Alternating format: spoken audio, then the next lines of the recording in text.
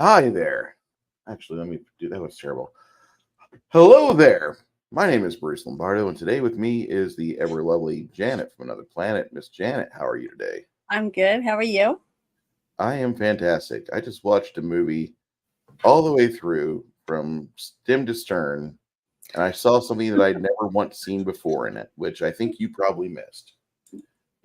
What Uh, was it? Which we watched thing? a movie called Idiocracy, and in the very end, there's a post-credit sequence where the pimp gets out of his little army casket and he's gets his hat on and he's like, "Time to get this bitch," and he starts. Oh, I didn't see that. You're right. I didn't see it. I missed it. It's okay. It's okay. Your feed was really bad, and we were trying to talk about the movie. Is the credits are going by, and I'm hearing you. I know. I'm sorry. It gets It's like okay. that. It's okay. It's like that in the rural areas. So I really enjoyed watching this movie with you. I loved it. Hey, we got some good people in the chat. We got Mr. Six Nations, 31 Kings. There's a time when reading wasn't just Well, for fags. Neither was writing. People wrote books and movies, movies with stories, and that made you care about whose ass it was and why it was farting. And I believe that time can come again. yeah. That quote hits hard. Oh my God. Yes, it does. Especially in today's stories where it takes 5 episodes of The Acolyte for the angry reviewers to not actually give hate watches. Yeah. We need more not sure to take back Hollyweird, our government, and our farmland. Make IQs great again. Hmm. Then our friend from the northern portion of the greatest potato state in the union, Cracking Gamer. Hello, sir. For those Is that are there watching, is there another state that has potatoes? not like Idaho. Oh, I was gonna say I didn't think there was. Idaho potatoes are a thing, Janet. All of my mashed potatoes come from Idaho. Well, I ain't the hoe. I don't make them for you. I know. I'm just kidding. But yeah, I've never seen this movie before. I never even heard of it. So, You never heard of this film? mm-mm. Until you guys were talking about it, and I was like, "What the hell are you guys talking about? I never heard of such a movie." And you said it was like a lot of the crazy stuff going on in the movie is resembles what's going on right now, especially in our crazy world of politics and shit. And all the dumbasses running around. I'm like, yeah, that definitely clicked when I was watching. This movie was just it was comedy back when I first watched it, and the first time I watched it, I didn't even like it because I'm like, no, this is just too close. I was writing the first book I wrote, the Elijah's or Election Weekend, Mm-hmm. and it didn't like this was like the world gone wrong, but it still kept going. It didn't have a nuclear holocaust, Yeah. and it just made me upset because like no, don't tell me this happens. And Oh, hi. then Hi, Diesel Dave. Thank you for showing up. Hi, Danny. so Hi, Papa Cotton. Papa I'm Cotton, just now seeing stuff pop up now. awesome. So, but So did any of you guys in the chat see this movie? So, does my outfit? I was going to see if you guys understand my outfit, if you saw the movie or not. everybody So, but you has seen this movie. oh, really? I see. I've never heard anybody even talk about this. Hey, how are you, Lotus Storm? Thank you for stopping in. But yeah, I was surprised, especially when I saw the actors that were in this movie, because I remember seeing lots of movies with these actors in it, and but I I'm not never heard of this movie. see. I'm not a big fan of Maya Rudolph, especially in recent things. She's just gotten more and more insufferable. But Hmm. just back then, she was kind of a funny girl, Yeah, and it's I'm trying to it's remember what other. It was a TV show or something. I remember seeing her in well, because I didn't recognize her name. It was her when I saw her face. I was like, oh, I know her. I've seen her in things. She's a she comedian. She's she's funny. in Bridesmaids. She's Lillian in Bridesmaids. She was Uh-huh. on SNL for a long time. Uh, let's see. The newest shit she was in was Mutant Mayhem, but for the Teenage Mutant Ninja Turtles, which Yeah. wasn't really definitely my Didn't see favorite. that one yet. Uh, let's see. She was in MacGruber. She did 2 episodes of MacGruber, and she was okay in that. Mhm. And there was something she was. Oh, the Sarah Cooper. Everything's fine, and I didn't think that was too funny. Was she on Saturday Night Live or something like Many that too? years. She was on SNL for many, many, many years. Okay, I think that's where I remember seeing her from.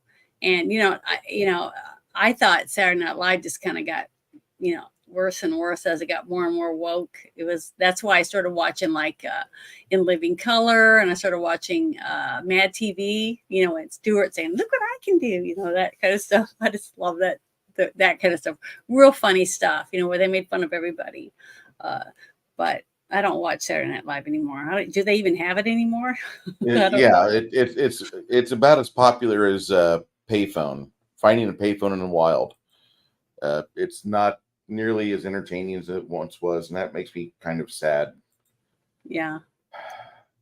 There's a lot of happy memories I had of SNL growing up, and it used to be funny. Even in the 2000s, when people said it was sucking, I thought it was still funny because they were really just having fun with the Hillary Clintonisms that were popping up. Well, Uh, a couple things that I thought was funny about this movie that stood out to me that, because I just watched it. We just got through watching it a little bit before we started this whole thing. But the thing is the parts where some of the people were dressed like the guy that played the president was dressed really patriotic, with, you know, you were flag patriotic. shorts and stuff like that. But he's walking around with a, AK. Just some of the stupid shit. And then this stuff with the giant coins around their neck to show what department they ran and stuff like that. I just thought it was hilarious. The patriotism they were trying to portray, but in a caveman like way. You know what I'm saying? So Right. it's like and that's why I understand on the box, because I was looking at the pictures. It showed the caveman, or the ape man turning into a man and then going back down to a caveman again. Yeah. So I had no idea what any of this meant until I got to see the movie, and I was like, holy shit. I mean, I see that though. I see that every day, in society. I see dumbasses.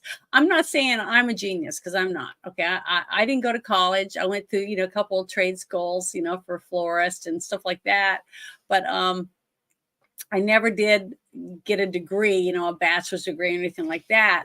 So I can't say I'm smart. Most of my smarts is just from common sense. But So I, okay, I here's my follow. litmus test for you then, Janet. Yeah. You didn't serve in military, but you abstained from college.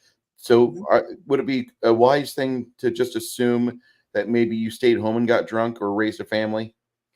Well, yeah, I did Okay, both of so those things. you're definitely smarter than 90% of college students we have today. And I mowed yards, and I took, I had a couple jobs, different jobs I had depending on where I lived, because I had to move around a lot. But the thing is, I got on the job training basically.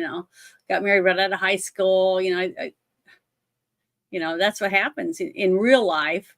But I still had common sense. I'd look around, and you see people, like the whole thing with the dating apps. I'll just use that as something to add, is that a person that would get on a phone and look left, swipe right, or whatever, however that, and meet someone just to hook up and have sex with them. They don't know anything about them. You don't know anything. You don't get to go to his house and look in his fridge to see if he's got heads and body parts in there. You don't know anything, but you're willing to sleep with him. See, I just think it's ridiculous. To me, anyone that does that stuff is not a person I want to be friends with. So, I'm picky about a person that I can see in a comic book shop, flipping through comic books and looking at figurines on the wall, is a person that I could go to and feel like I already lean towards trusting them more than another person that's at the coffee shop, which what I'm talking about for Mhm. coffee. I wouldn't even approach any of those people.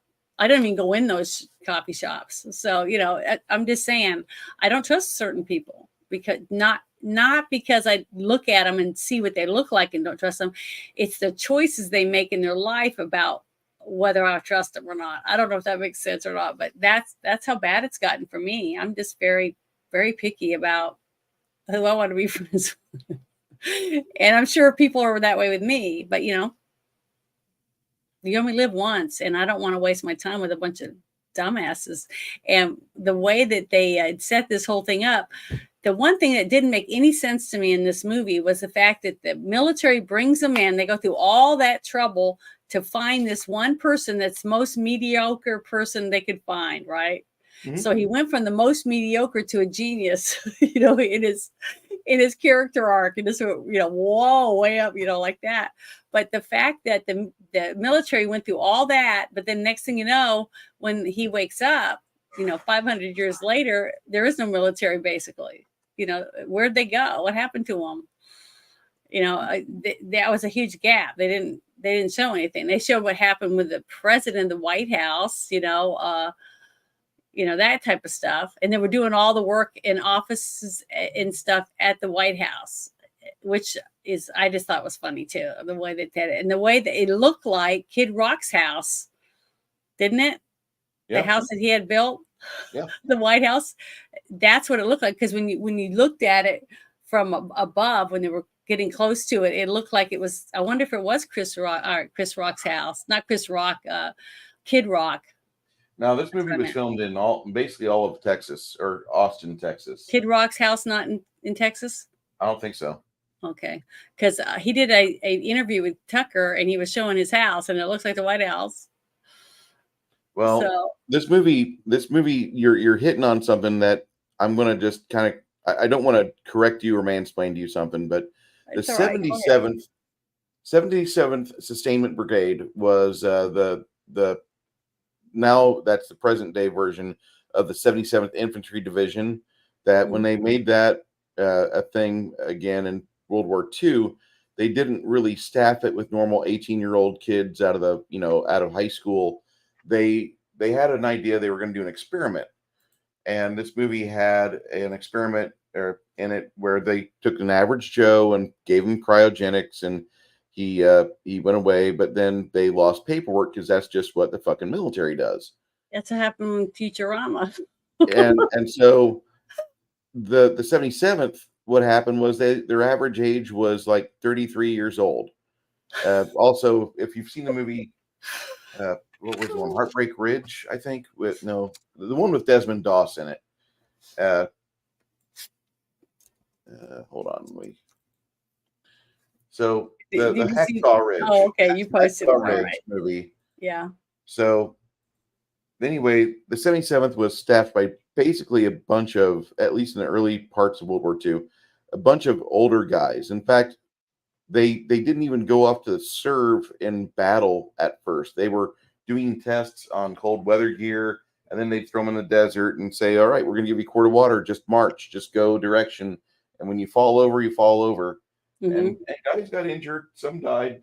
But they were the guinea pigs of the USG trying to figure out just what a normal man could tolerate.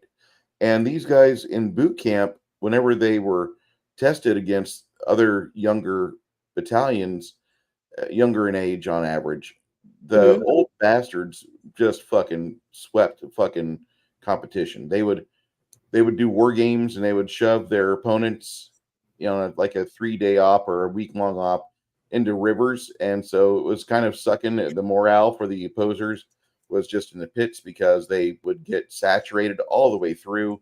And you have to deal with this combat simulation for the next 3 days. Good luck. And so the average Joe being tested is really just taken from our own pages of history. This movie, as much as this is a great comedy, and now it's political fucking it's political fulfillment, because this is exactly what we're living in. Mm-hmm. This movie is rooted in some things that really came out of our own national history. So I think this movie is probably, even though Mike Judge was thinking about it at first, the idea came to him. He was standing at Disney World, and that's when he started thinking of the start of this film, and how we've really just fallen. And here we are, 40 of us in this little line waiting on this ride to shuffle to end so we can shuffle forward and take our spots on the ride. Mhm. And we don't have any competition. We're not having any problems with survival today. We've tamed the world. We've got it to where we can have a civilization. The worst part of the civilization is us. Yeah. We don't worry about our natural predators. We're the apex predator now. Even though Floridans will say, "Have you seen our alligators?" You guys have problems with alligators. Somebody will either call a game warden or they'll just break out their AK or AR and gun Yeah. down and get a brand new purse ready. And that's about it. I mean, there's maybe laws about you can't shoot your alligator that comes up to your house, unless a family member is at risk. And people consider dogs, family members. So that seems to be happening a lot more. But it's just funny because this movie hits on the head and they show you so well that we don't have any natural predators. Our kids are more worried about getting the fucking cotton candy at the local fair than going out fishing and having a nice couple of meals because they caught a dozen channel cat. And that's across America. That's not just urban. That's in the rural sections too. Kids in rural cities or rural areas want to play more insert video game here than anything else. Mhm. They don't want to partake and think I can just go to the store for that. We've hit our apex, and I hate to say this movie really predicted it. And then you get the story of my favorite part of the movie, the first 5 minutes of it, where you meet the two subjects, yuppie wife and yuppie husband, played by Darlene Hunt and Patrick Fisher. Yeah. Uh-huh. And they're talking about we just can't breed today, we just can't do it, and then they wait 5 years. Oh, we can't do it, especially in this economy. And then she gets her eggs frozen because her husband dies after they have some marital problems, but they stay together, because he's got testicular issues, can't get it up when he wants to. And it's just so fucking accurate because while these two people are mindful and they're conscientious about their environment, their finances, and the effect it'll have on their ability to grow and do the things they want to do and be mobile, in a trailer park somewhere is Clavon. And Clavon did nothing wrong. Clavon is out fucking everything. And he shows you his family tree as it spreads. And I love that. The But first the, five. the wait, I want to say something about that. I've talked about this in spaces before on X. I brought this subject up, I think, in a few of our chats on when we're playing Dungeons and Dragons and stuff about men that because you got to remember, most of my friends are guys. Okay, I'm a tomboy and I hang mostly with just guys ever since I was young. I guess I just get along with guys better. But I listen to them, and they're talking about all their conquests, over the weekend, and what happened to them, blah blah blah, and how hot she was, and what her rating is, a 7 to or 9, whatever that, how nice her ass was, all this stuff that shouldn't mean shit, especially when you're, finally thinking that maybe one day you want to get married. But the thing is, and they say, would you smash or pass or whatever, all that kind of stupid shit, right? Mm-hmm. But the thing is, they don't care whether she's liberal, if she believes the earth is flat, or any of these dumbass things, right? They don't give a shit. They just think she's hot and they want to jump her bones. That's it. And the thing is, they don't think about, well, what if she gets pregnant? You're going to have a baby with someone you can't stand, besides boinking her. What are you going to do the rest of the, 23 hours for the rest of the day? Well, what are you going to do with this person? But then everybody bitches that we need to have more family values and we need this and we need that. But people, it seems like you're still willing to go out and sleep with anyone. You don't give a shit who they are, whether they have any style or class or a job, or if they have diseases, or if they, you don't know shit about them. You're just ready to jump in the sack with them because they got a nice ass. I think it's just stupid. It just shows how immature people really are. And that's one of the things that I got from this movie. Every time they said anything about, they were asking questions about logic, about putting water on plants to get them to grow and things like that. And they just look Rondo, at you yeah. with this, Rondo has that, electrolytes. It's what plants yeah, crave. they look at you with that, that deer in headlights look. And I see that all the time. you see these guys on YouTube doing the live streams, walking around asking questions, and they ask somebody something, and they ask, "Do you think they're doing a good job or whatever?" Like the Penn and Teller bullshit. There was a show they used to have called Bullshit, and they were Mhm. interviewing people about getting rid of H2O. Yeah. And they had a clipboard and we're walking around saying, "Yeah, we need to get rid of this." And it's getting in our water, and it's getting, it was just ridiculous. The people's like, "Yeah, I want to sign that. I'm all for fighting climate change and people ruining our world." They're just stupid people, because they don't read. They're graduating from high school. They don't even know how to spell, balance a checkbook. They don't know shit. I don't know how these people have jobs or how they even pay their bills. And that's why you have all these people living with their parents, in the basement, whatever, because they can't go out on their own. And then the person that goes out on their own and they're trying to do stuff, they're paying their bills and stuff, but they're out sleeping with all these bimbos, or the girls are sleeping with all these assholes just because he's got nice biceps, but he's dumber than a box of rocks. What do you think you're going to end up with? I can see why they wrote the script, This was written by one man. By one man. Not a committee. Well, Why? That's okay. why it's fucking funny. I know, but the thing is, he could see this is where we're going. There's no common sense. People, they're used to drive-throughs. They're used to going to the drive-through for everything. You drive through your medicine, do this, that, and the other. You can even probably pick up a prostitute going through a drive-through, as far as I know. But the thing is, that's why I could see that in the whole movie. Okay, even though a lot of it was really stupid and slapstick comedy stuff, but like the giant dildo on top of the car at the end, stuff like that. It was just a little over the top on some of the stuff that they used. But I can understand where he was coming from. Watching the whole movie, you're like, yeah, it's sad to say that I can connect the dots almost with right now. And how long ago was this movie made? 2005. Oh, see, it's a long time ago, and we're heading that way. It sounds like it. It's scary to think about, but look at our colleges are pumping out all these lesbian basket weavers and shit. I mean, what are we supposed to do with all these people? Why? Why is there always a lesbian basket weavers? I don't know why. That just popped in my head. But see, that's why I thought I'd dress up as the Secretary of State. So, with my little medallion or whatever, also be all sexy or whatever, stupid, because there's no purpose for it. I mean, what good am I? I'm just going to sit around and look pretty. I'm not going to help anyone. Just take my check and go home, do my nails, whatever. It's just ridiculous. So I'll shut up now. Go ahead. No, you're fine. I heartfelt condolences to the family of Ryan Ransdell out of Austin, Texas. He was the man that played Clavon at the start of this movie. Yeah. And he was the hornball. Apparently, he died in a tragic way. I mean, 2010. But, it's just, I had a nasty accident, and that's what happens. But he's probably one of my favorite people in this film. I mean, besides the two yuppies at the start of it, which I thought were just fucking so well done. I know. They did a good job. They were funny.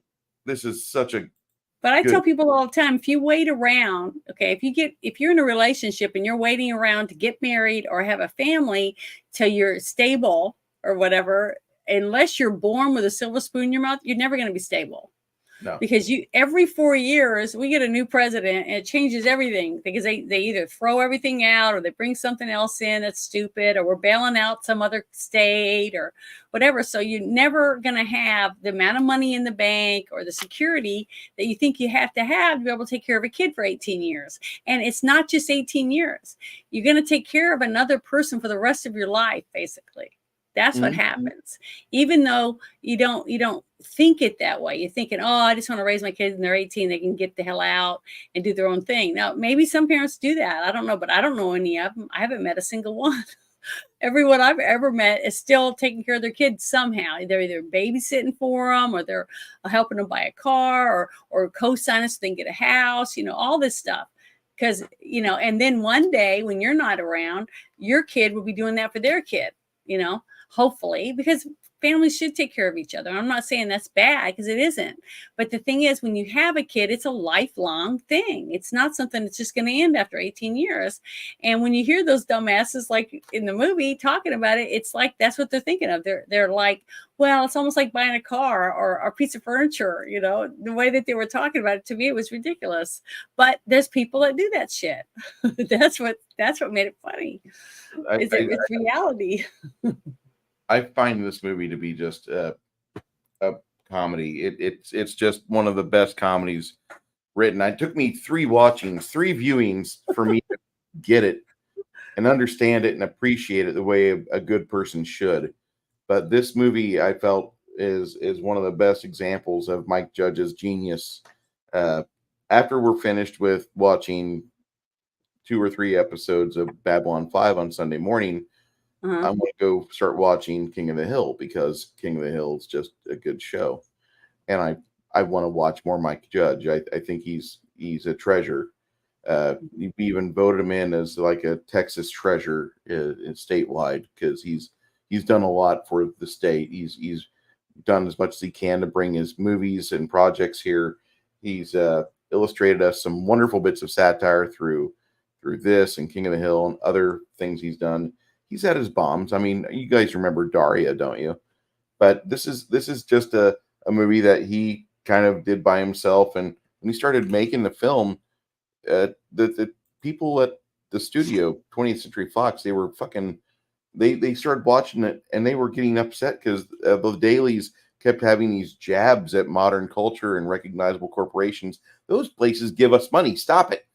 And I'm sure that welcome to Costco. I love you. Yeah. I'm sure that got on their ass, because that was something that I heard consistently. Well, what was funny? Okay, a lot of things that was happening in there. Now, I love the fact of what they did to the Starbucks thing, because I hate Starbucks. Janet, we don't have time for blowjobs.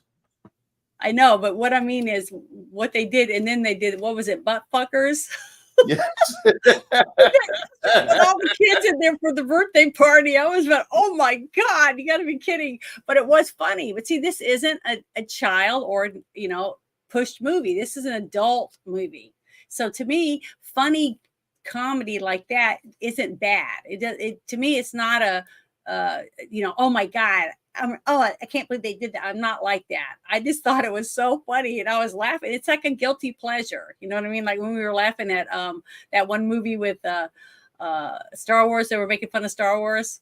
Mm-hmm. The real short little, whichever that one was called, the short little Darth Vader and stuff.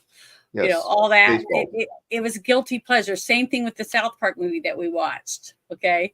You're laughing at something you probably shouldn't, and you wouldn't laugh at it in mixed company, like when children were around, because you shouldn't have kids around. But see, I didn't believe, that's another thing. I don't believe kids should go to some of these movies. These are not, just because it's a cartoon does not mean it's for kids. It's not a Disney movie. Even some Disney movies that were supposed to be made for kids weren't really for kids, if you went to watch it and you actually paid attention to what was going on. But some of the stuff like that I thought was a hoot. But what I was looking for that I never saw was anything making fun of Walmart and some of these other things that you think they would. That's why when they had that TV show with Paris Hilton and the other girl, I'm trying to remember, her dad was a famous singer. Damn it, I can't remember her name. Richie's daughter. Yeah, Nicole Richie. Lionel Richie's daughter, Nicole Richie. When they went to Walmart and stuff, and they were talking about it, and they were shopping there and stuff, I just thought it was great. Okay, it was advertising for Walmart, but the way that they looked at the store as a hillbilly backwoods shopping center or whatever type thing, I just loved.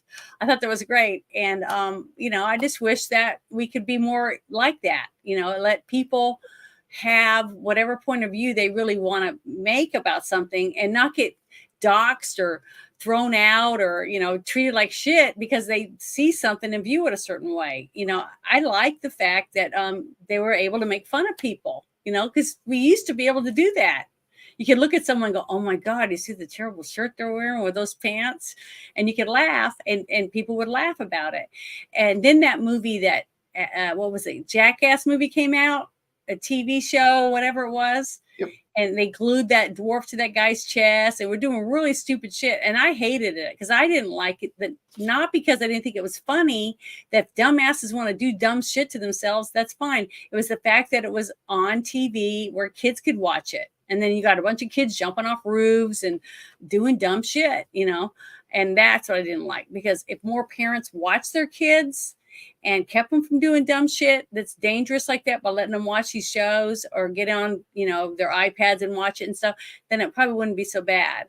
But see, I was standing in line to go see South Park the movie, which I knew had Saddam Hussein in it, and he had sexual scenes in it, because just from the trailer you could see this with the devil, right? And there are people standing in line with 6-year-old, 7-year-old kids. And I'm like, what the hell? What are you bringing your kid to this for? It's a cartoon. I go, it's a grown-up movie.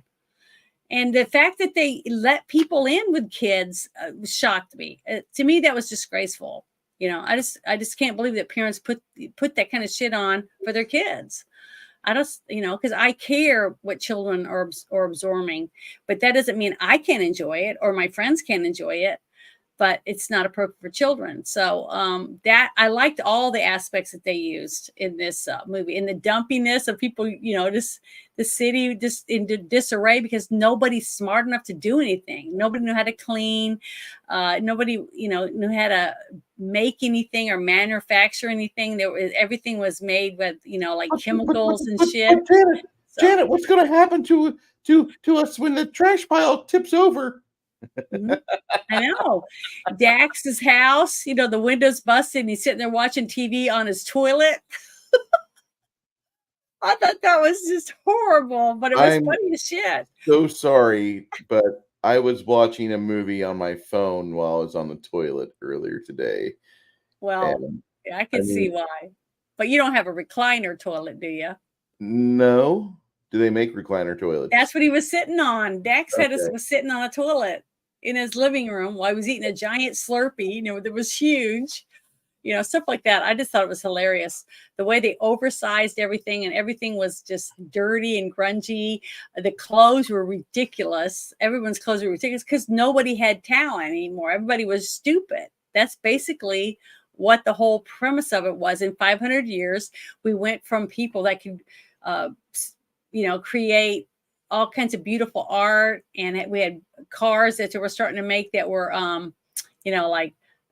saving the environment. And then you see 500 years later, and the skies are all dark and everything's collapsing and falling apart. Did you see the two buildings in the background? One's up like that, and the other one's leaning, and it had rubber bands, like tape around together. Oh, it was hilarious. It was wonderful.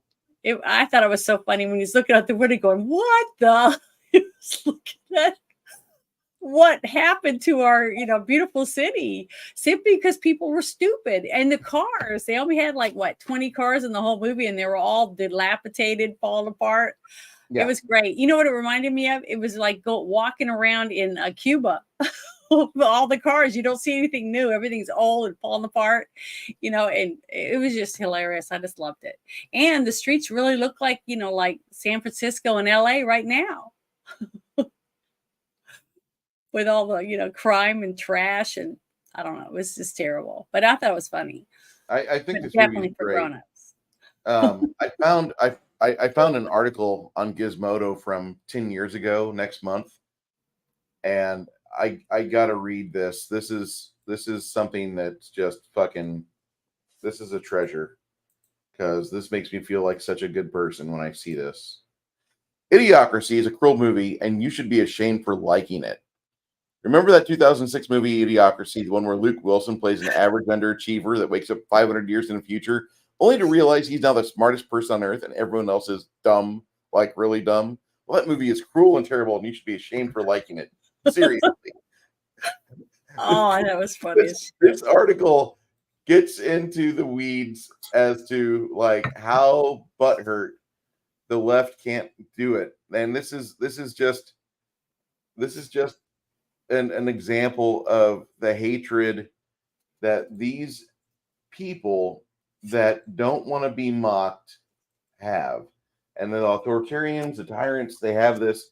Here's a link in the chat if you want to go check this out. This is This is funny shit. This is written by somebody who's a cultural fucking termite, and they're an idiot, and they just have no idea as to what good satire is. Good satire has an element of truth in it, and that's what this movie has. It has a lot of truth in it, and it's to the point where here we are.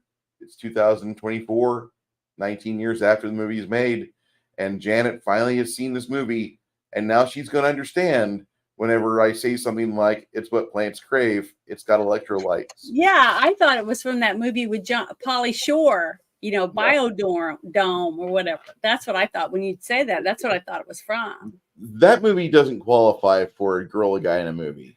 That movie, is it a guilty pleasure? Yes. Does it have some redeeming events or parts of it? Yes. Do I want to talk about that movie for an hour to 2 hours? No. I love Pauly Shore as a comedian. I don't want to discuss his movies ever. I This movie I want to fucking talk about because it has so well shown us the direction that a society will go if we just take our hands off and let the idiots steer the ship. And that's Put what your hands fucking off the happened. wheel. Yeah, like Because that's basically what happened. yeah, yeah.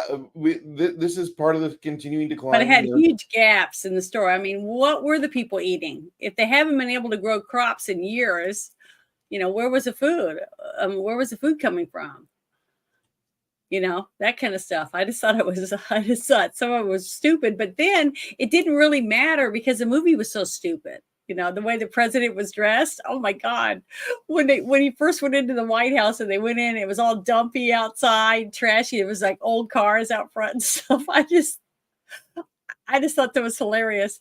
Then you get in and they're walking through it and you see his cabinet, he's got they're just like real stupid and standing around with these giant things on like they were wrestlers. That's why I had to do this. I wanted to be you know, the Okay, I've got it secretary, the in the chat. sexy part of the government or whatever. I didn't know what I was going to do, but it was funny. But just Yep. seeing them all sitting around, and then the guy that was supposed to be in charge of schools, and he's all stupid, and he's looking through that magnifying glass and stuff, and he had that doofus look on his face. Oh, I just thought it was hilarious. And then the guy came in as the president of the United States, and he's dressed in those shorts and pants and stuff made out of it looked like it was made out of little tiny flags, American flags. I just thought it was hilarious. I was laughing my butt off, and the look on it's his Wilson's face when he's looking around at these people. It was almost like I don't know anything about how they filmed it, but a lot of the looks on his face, his expressions, it was like they surprised him when they walked in because he didn't realize what they were going to be wearing. You know what I mean? It was like the first time that he saw him, and there wasn't a dress rehearsal. You know what I mean? Mm-hmm. So when they came out in their costumes, he just went, yeah, you can see us. It looked like a natural reaction to go, what the fuck am I looking at? He couldn't help it. It was so funny because you were just shocked by how stupid everything was, and Dax was, he just killed me. I thought he was hilarious in this movie.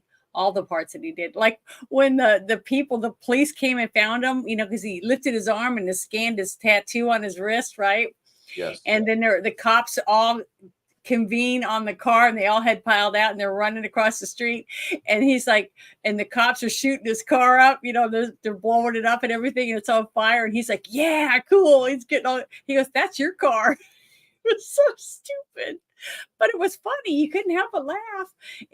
I don't know. I thought it was hilarious.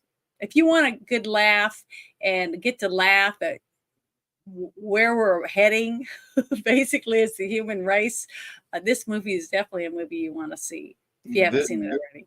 This is great. This movie, it never hit me as it's a classic until probably 2018 when I started listening to people that were not on talk radio talk about politics, and they started calling President Trump President Camacho, And I'm like, Yeah, no, I know now. I didn't understand what that no. meant, but I do now. Yeah, now I get it. I see where you're at. And I mean, I can't go into a fucking HEB or a store. I'm not gonna say Aldi's or Trader Joe's because they don't sell that food there. They sell Mhm. like they try to sell healthy food. They do. They try to sell healthy food. But HEB or Kroger, you go there and like you find these moms with their their 7 or 8 kids tethered to them on leashes. And I'm not saying that black or people of color moms do this. I'm going to say white moms do this because I've never seen a black person chain up or leash their child, but I see it with white people in the not so friendly poorer districts of San Antonio. Mhm. And like they go straight to the box dinner aisle with like 20-pound chubs of ground beef, and then they just take all of the hamburger helper or what we call the country fare Yeah. brand. That's the low generic store brand, Hill Country Fare. They take the Hamburger Helper or the Hill Country Fare boxes and they just shove them all into the cart. And these kids are going to get like about as much nutritional value as that malnourished dog that's got a 70-pound bag of old Roy sitting next to his doghouse. Okay, Yeah. there's absolutely zero fucking health in that box of fucking dry You ass mean soy like that noodles. soup that they sell now? What's the name of that soup? I don't know, but the Ramen tacos are noodles. such a ramen Ramen noodles. noodles. Yeah, the It's not. ramen It noodles. doesn't have nothing in it either. It's just like all starch. That's I it. told you when I pumped the grease out of the ramen noodle factory here in San Antonio, I Yeah. popped the lid with my buddies, and it was just it was like white stuff. It looked like white stuff. That's all it was. Usually grease has got like a grease I trap don't has eat it. I don't eat brown ramen bits. noodles. You've got brown bits and various other things that are mixed in there, and you can see things in there that like crawl around and lay eggs like cockroaches and shit. And Yeah. there's no cockroaches. There's no environmental uh, activity going on inside these grease traps. It's just a refuse pile for noodle thing. Noodle thing gets dumped in there, and the bugs are like, "Fuck no, I ain't eating that." And there was not a bug to be found in that grease trap. It was the most disturbing grease trap I've ever seen in my life. I will talk shit about it about that product until I die because that is the worst product I think you could put in your body. Second would be something like a nutritionless hamburger helper meal for a family of like 7, including single mom, Hmm. because you never see a dude with that family ever, not in a store. I don't know if they don't have room for him in the Ford Edge they're driving or what, but that's like the worst example of like poverty in America that I've seen is people buying stuff like that. And Yeah. these people in this I movie wanted to. I shit. want to jump in and say that during the 2017 Women's March, okay, someone had a sign that said "Idiocracy" as is a documentary. Yeah. So Yes. yeah. So the thing is a lot of people had seen this, even though it didn't make very much money or anything, and saw this and thought, and that's why they probably pulled it off the shelves so quickly. It's because it would scare people. Because when I was telling people, they were asking me what we were gonna be doing this weekend, and I told them, I said I'd never seen it. I was supposed to watch this movie, and they go, "That's not a movie." And I go, "What do you mean? Is it a TV show?" And he goes, "No, it's a documentary." And I said, "Huh?" Because I didn't get it. I didn't understand because I don't want to watch it in advance and then have a different reaction because I already had it wasn't because I just saw this. I mean, I just saw it an hour ago, basically, So, I want to have a real reaction to it, but I didn't think it was a documentary, but it was similar. It was close to one. I mean, it definitely could be one. Definitely could be a documentary. Uh, if we aren't real careful in the next couple of years, because we are uh, well, golly, maybe it could be. I mean, I'm still seeing people driving down the road wearing masks in their car. So it's like, it probably could be. So it is scary thinking about it. I mean, I don't know if it'd be as stupid as this, but the people are not. There's just, it's like, I don't know. It's like I said, people are when you have an app that you can swipe left or swipe right and just boink whoever, just because they got a nice rack or because they got a nice ass, what do you think you're going to end up with? Because Janet, people are stop starting making in us the think middle of a like this. relationship. What? Stop making us think like this, Janet. That's terrible. Well, I mean, you should want to have a relationship with somebody, because if you do end up in a relationship, wouldn't you want to be in one that, who wants to be alone when you're old? I want to sit on the front porch and rock on a rocking chair and drink my lemonade and look at my deer or whatever. I have my chickens, throw some food out there or whatever, and have somebody, to hang out with. I don't want to be by myself when I'm old. I want to have, someone to hang with and watch movies with or go for walks with and stuff. And if you're just going to sit around and boink everything, you're never looking for a relationship. What do you think you can end up with? I don't know. I just don't understand it. And Papa that's what this Cotton, I'm movie not shows. slamming you for liking ramen noodles. I love good noodle soup or good noodles as well, but I got to buy them from somebody that gives a shit about me. I got to go to Yeah. Lee's Garden, or I got to go to a good Chinese restaurant. Well, Where I no, know, ramen noodles is good because when I did make it years ago, I used to add like peas and carrots, a little bit of egg drop and stir it in there, add other things to it and onions and stuff to make it a meal.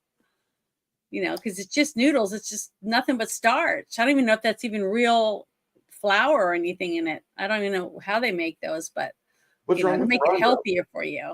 What's wrong with Rondo? It's not what plants crave.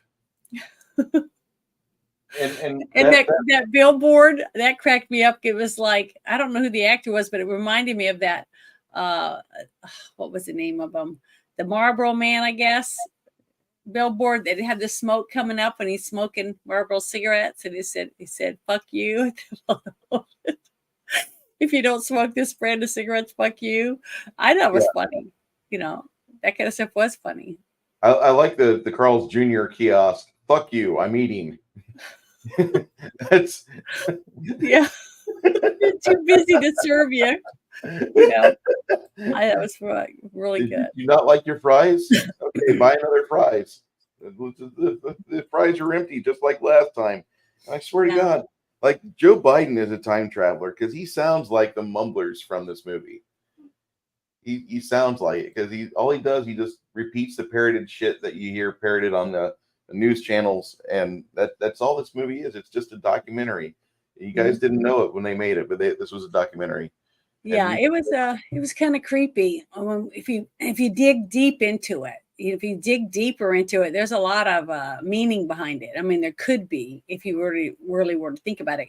This is the kind of movie that maybe in 100 years from now they'll have a Bible and everything for it. Like the L. Ron Hubbard people saying, this writer that wrote this script and made this movie was a prophet, basically, and he was predicting the future. And if we don't do this, that, and the other, we're going to end up like this.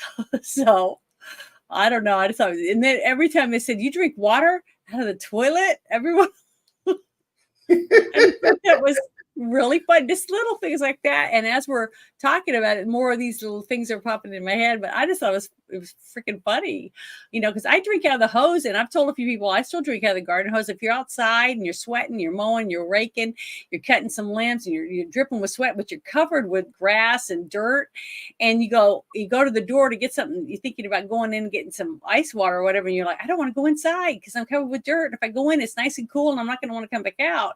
So I just go turn on the hose, let it run for a minute so it cools it off, because it's been laying out in the sun. Then I just start gulping out of it, because I don't want to have to clean up my mess when I go in until I'm ready to get in the shower, rinse off. Because I took a shower last week after I mowed some of my front yard, and it was like an inch of dirt in the bottom. I had to take the thing and clean it, after I was done, because I was covered head to toe with dust and dirt. So, I don't want that all over my house. I don't mind drinking out of the hose. It hasn't killed me yet. I've been doing this since I was a kid. Papa, I don't think that's the solution, dude. I think at some point you're going to be at the store and you're going to find some woman that's buying a brand of beer that you might be interested in, either as a joke or like, you're going to drink Bud Light. And she's like, yeah. Or she's going to be buying something like Shiner or Lone Star or whatever local beer you like. Mm-hmm. and you're going to talk to her, and you're going to realize, like, this is it. This is the thunderbolt. I've heard this talked about before. I'm in love. This girl's got a great rack. Let's talk more. I need to know your name and your last name, and if we get along good, we're gonna hang out. I'm gonna meet your father, and that could Well, happen. you're never going to meet anyone if you don't make an effort. Because me, I never shut up. So I, even if I'm at the store or at the movies or at a restaurant, if I see something, I'm going to go up and say, "Hey, where'd you get that?" Or start talking to people. But so Um, it's not from a lack of making an effort. It's just that just hasn't happened. It just hasn't happened. But I'm telling you right now, I'm not going to use no app. When people are hitting on me on TikTok or on Instagram or on X, I just say, this isn't a dating site. That's all I just tell them that. So, but you have to get to know someone, ask them to go bowling or let's go fishing or let's go for a walk or let's go to lunch, stuff like I that. used to think bowling was like the worst way to start a No, I relationship. love bowling. Bowling Bowling's is fun. a small, stupid little competitive thing like bowling or mini golfing is Mhm. perfect. It's Yeah, perfect. it is. It's Because fun. if somebody gets super competitive about that, and you guys help me, if you guys like kind of get into it, and you like Hmm. have that little competition between you, and you put some stakes into it, you might have something going on there. But if you're just needlessly competitive because you got to win everything, and you're butthurt and you're a sore loser like I am, Hmm. probably probably going to be single for a while until you get your groove going. And Yeah. that I hate to say that, but that But the happens fun to me. part is going out and meeting people, even if it doesn't end up being, something or going into anything. Like I was saying, this is one gentleman. I'm not going to say their names or anything, but he told me about it. He said that his kids were hounding him. You start looking, again, whatever. I think his wife passed away or whatever, and he ordered pizza, and this Mhm. woman showed up and brought him pizza and stuff, and he was like, looking at this woman. And then, and then it wasn't that long later, the same day he ordered pizza again. It was the same woman. So when she came, he asked if she was married and she said no. And he said, "Can I get your phone number?"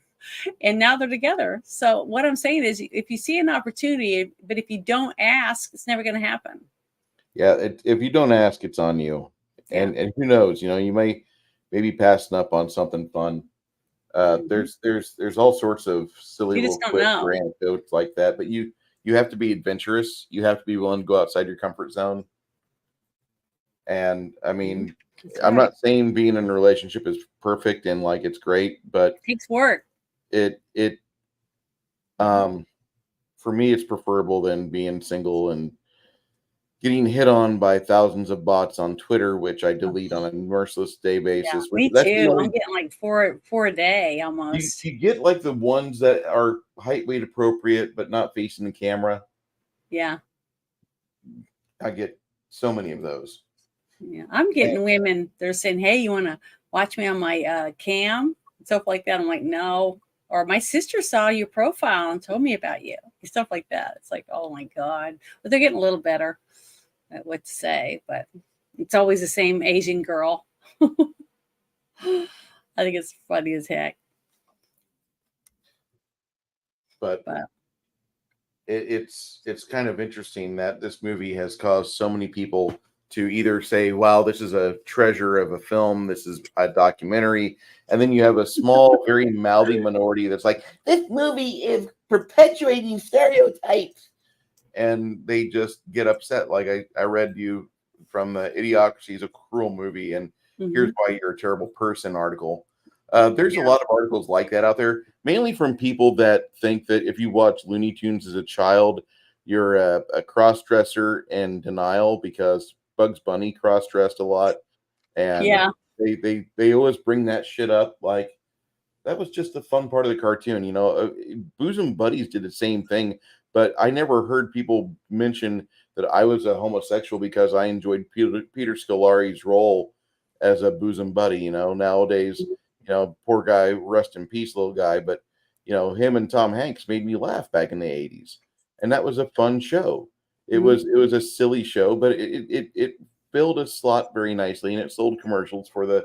What about the two guys that were on in Living Color that did the snap, two snaps and a twist or whatever? Oh yeah, the two They snaps were and the guy. hilarious. And he had the bald head with the little hat like glued to the top of his head, stuff like that. They were great. And I never thought nothing about it. I never thought that laughing at these two guys was going to end up make me having to see them walking on the street every day, or having to accept that, they want to be women and they can have periods too. I mean, I never, why would I think that? Because I'm not judging them. I thought it was funny. And what was her name? Tooth, his character, he'd play Tooth, and then he would do the Wanda with the big old lips, that one. It was hilarious shit. It was funny. But a lot But of now people you can't even do that. They couldn't even make those shows today without being chastised for it or getting their money taken away or run down. I mean, yeah, we had one or getting shot, comedy, leaving their house. It's David ridiculous. Allen Greer. I don't know why he starred in it, but he was in the movie about the Magical Society of American Negroes or something, Yeah. and it was an interesting concept, but it just never quite took off. And I'd like to see that movie just so I could say I've seen it, but I like David Allen Greer. He's one of my favorite people from that show. I loved him in Jumanji. Oh, he was Yeah. great in it. He's a great actor. He's a funny Yeah. man. And He it is just funny. is a shame that he doesn't get a lot of roles, one, and two, the cast from that show doesn't really get a lot of action nowadays. One of the best movies of the 2000s or late 90s is a movie called I'm Gonna Get You Sucker. And we're going to review that some February. Major Pain with one of the Wayans brothers. Remember? I wish I liked that movie. Yeah, I loved it. I've seen it like 12 times. I still laugh my ass off. I thought he was hilarious. When he's laying in the bed, and the kids are laying there with him, lie by him, trying to get pictures of him to pretend like he's like a pedophile or whatever. The whole thing was freaking funny as shit. I loved it. I took my mom to see that. I remember taking my mom to see that movie, and we laughed and laughed. She loved Damon Wayans. And then she liked another show that he had. It was called My Wife and Kids. She thought it was so funny. And then she called me and said, Janet, when you come, I want you to take me to Shreveport. Her and her best friend got hotel rooms, comped because my mom goes to the casino all the time, right? And I said, okay. And she goes, I want tickets to a concert. And I was like, really? She said, yeah, I got tickets to see Damon Wayans. And I went, oh, like that. And she goes, I can't wait to see him. I love him, my wife and kids. I go, Mom, it's not the same when he's stand up. She goes, oh, I'm going to see him. And I was like, all right. So I bought myself a ticket online because she got 2 tickets for her and her best friend. So we went, stayed the night, and we went in there, and his son opened for him, and the whole time she's going la la la la la la the whole time because she there was nothing but cussing this fuck and this that and the other, and my mom couldn't hardly stand it, and it was hilarious to sit and laugh at my mom because she was like she couldn't believe how dirty he was. So it was great. I laughed a lot. But Damon Wayans was funny as hell. I mean, I thought it was great. Good show. I've been told to skip the movie Magical Negroes. Grumpy says it's bad. Which one? The Magical Society of American Negroes, or the American. See, I'd never heard of it. It came out and it I caused want a to lot see. of discussion. I want to review the Bridge to Terabithia. I really do want to do that one day. Okay, I'll have to put that on the list. It's for kids. Family. It's a family movie. It's a family film. I'll agree with that. And we got to do that other one. I want to do Grumpy Old Man. And what was the other one that we were talking about that was around the same time as the Bridge of Terabithia? You were talked about it the other day, and you were saying you wanted to do it. Oh, God, I can't remember it. See, I don't write stuff down, so I can't remember. Yeah, you couldn't even do this. Oh, he was so funny on that show. Yeah, he couldn't do that now. We'll never get this again. She would eat all those steroids and then go like a horse. Yeah. Yeah. This will never happen again in American comedy as long as we let these miserable cultural termites ruin our society and not allow funny to come back. He's funny. He's so funny in that. I love this guy. And that's one of the funniest skits I've ever seen. I know that some people don't like the cross dressing. Grumpy's like, I can't stand cross dressing. Wouldn't watch Bosom Buddies. And when Bugs Bunny did it, I'd change channel. Oh, you know, everybody's a little different. I wasn't a big super fan. I didn't like think cross dressing was awesome. I just thought for the sake of comedy, if it was going to be funny, if it was funny, it was great. If it wasn't funny, like that was lame, and they just used the cross dressing Yeah. as their main ammunition. Like, oh, you should watch this. No, because it's not funny. There's no purpose to it, and that's kind of like today's society with all the fucking perverts and Moloch worshippers in the fucking parades showing their fucking dicks off to children, and all these. Yeah, I know. But see, they think that's okay. Well, But you can't do the handicap man anymore. I did that one year for a Halloween costume. love I made a handyman. costume and I put, a wheelchair and stuff on there, and I was walking around. I had a banana in my pants and stuff. And I was running going, go catch her, stuff like that.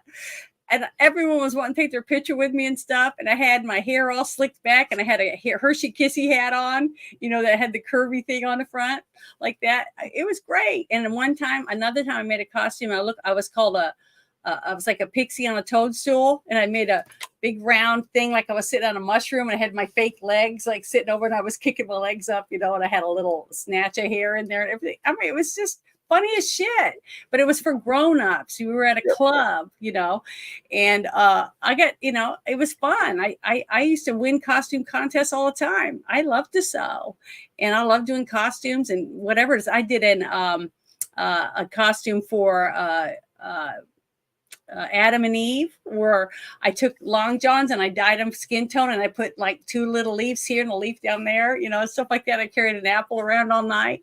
I don't know. It's just sad that we can't laugh anymore. We can't laugh at our past, and that's because they want everything to be the history of now. It's only what happens today and tomorrow, not what happened, 100 years ago in our history, dumb shit that we did.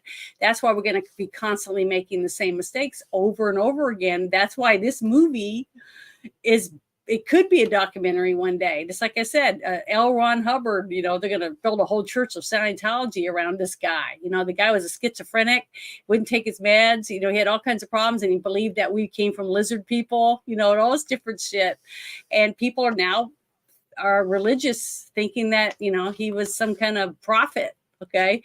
So, I mean, it's scary, where we could end up one day. And I'm sorry if there's anybody out there that's in that religion, but I have a right to have my point of view.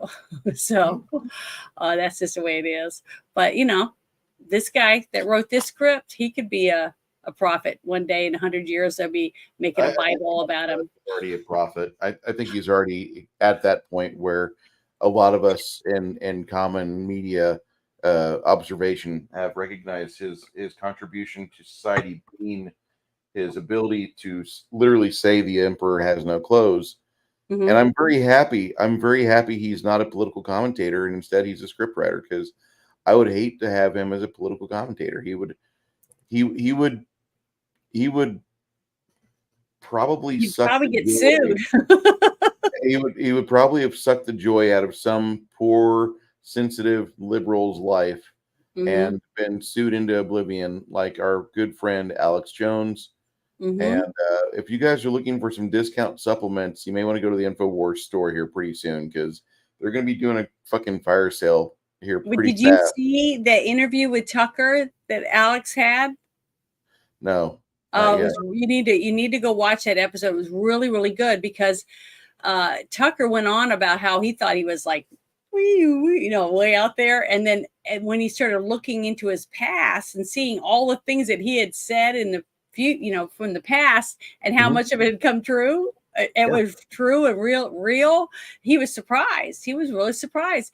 But that's the thing, is that people are shocked. I mean, the other night I read a piece of paper from I printed out some things from comments from people on some of my posts on X because, I'm very political on there. That's probably why I don't have a lots of followers or whatever. But I had posted on there about this whole thing with Biden, Biden's debate, because that's what our show was about on Friday night. And there was people from other countries, and they were making comments like, how could you guys not see what Biden was like, way back when he was first put into office, and it had to take a live debate on TV for you guys to realize that he was not there, that he was this bad off, when we could see it back before he was even president. And I was like, but see, I wrote on there, I did see it. I knew he was already that bad because they didn't want someone who could think for themselves. They wanted someone that could put their hand up their ass and make them do sign papers or, a puppet, basically, is what they wanted. So that's what my comment was. But what's sad is when they were interviewing people after the debate, and they were like, oh, it's terrible. I didn't realize how bad he was, because no one pays attention. Nobody pays attention. Or, well, I can't say nobody because that's not fair. Half of America doesn't pay attention.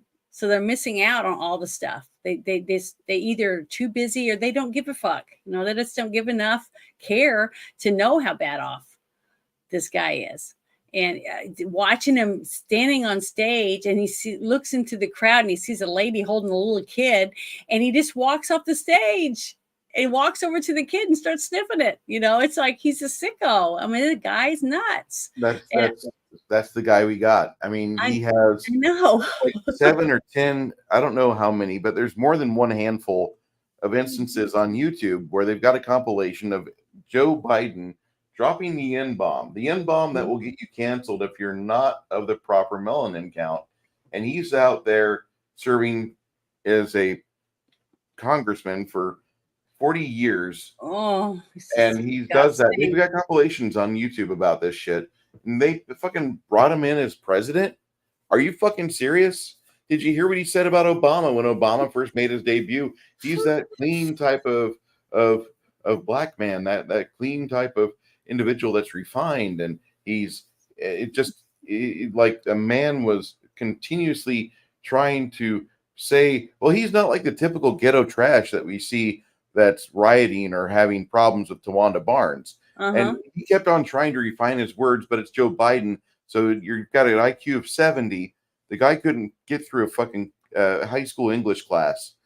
And now you've got him on camera, and he kept trying to rehash what he was saying. It took him about 45 seconds to say 6 words coherently.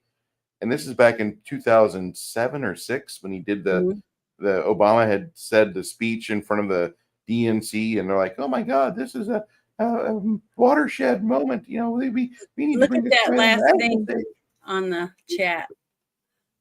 Because when that picture came out, it had Hillary Clinton and it had Biden holding the hand up of what was his name? Barmy. What did you say his name was? Barmy. Your Barmy means you are Barmy. Barmy and no, like 15th. Not that one. The bottom one, the Papa Cotton one, about the guy that ran the KKK. Remember? Oh yeah, he gave a eulogy for Bird. Yeah, Bird. Okay. Yeah, and but there was a picture that came out because I remember sharing this on Facebook. This is another of the reasons why I left. And it had Hillary Clinton and Biden holding his 2 hands up while the guy's sitting there on a parade float. And I was like, these are the 2 guys that you guys, the people that are not white, think care about you. And here they are saying, this is the most wonderful man I've ever met. He's my mentor. This is what Hillary Clinton was saying about him. About Bird. And they still voted for this guy. That's why I get so mad at these young people when I see him wearing a Che Guevara shirt and they're a black person wearing a Che Guevara shirt. And I go, he hated black people. He hated blacks. He hated blacks, but they make it a pop art like Andy Warhol's shirt. And now these young people that aren't white are wearing these shirts around like it's cool. And I'm like, you guys are parading around. It's like wearing a Charles Manson shirt. For God's sake, who would wear a shirt with what's his name? What was his name? The guy that killed all those young men, that was killed in prison. I can't remember his name. He was like, Dahmer? yeah, Dahmer. Would you wear a shirt with Jeffrey Dahmer on it, or Ted Bundy, or Charles Manson? I mean, that's what I'm saying. Stuff like that is why I think that this movie was made. All that you could just see it, ding, ding, ding, ding, just He's getting just making fun of progressively all the worse. corporations and all the consumer mentality that is Mhm. marketed to the majority of the masses. You know, that's why 20th Century Fox was having such a hard time with this movie. And whenever they were showing it at festivals like South by Southwest, they Mhm. didn't say this is Idiocracy. They would only have on the marquees Untitled Mike Judge Project for any of the Yeah. attractions. They gave this movie zero funding for marketing, okay? Mhm.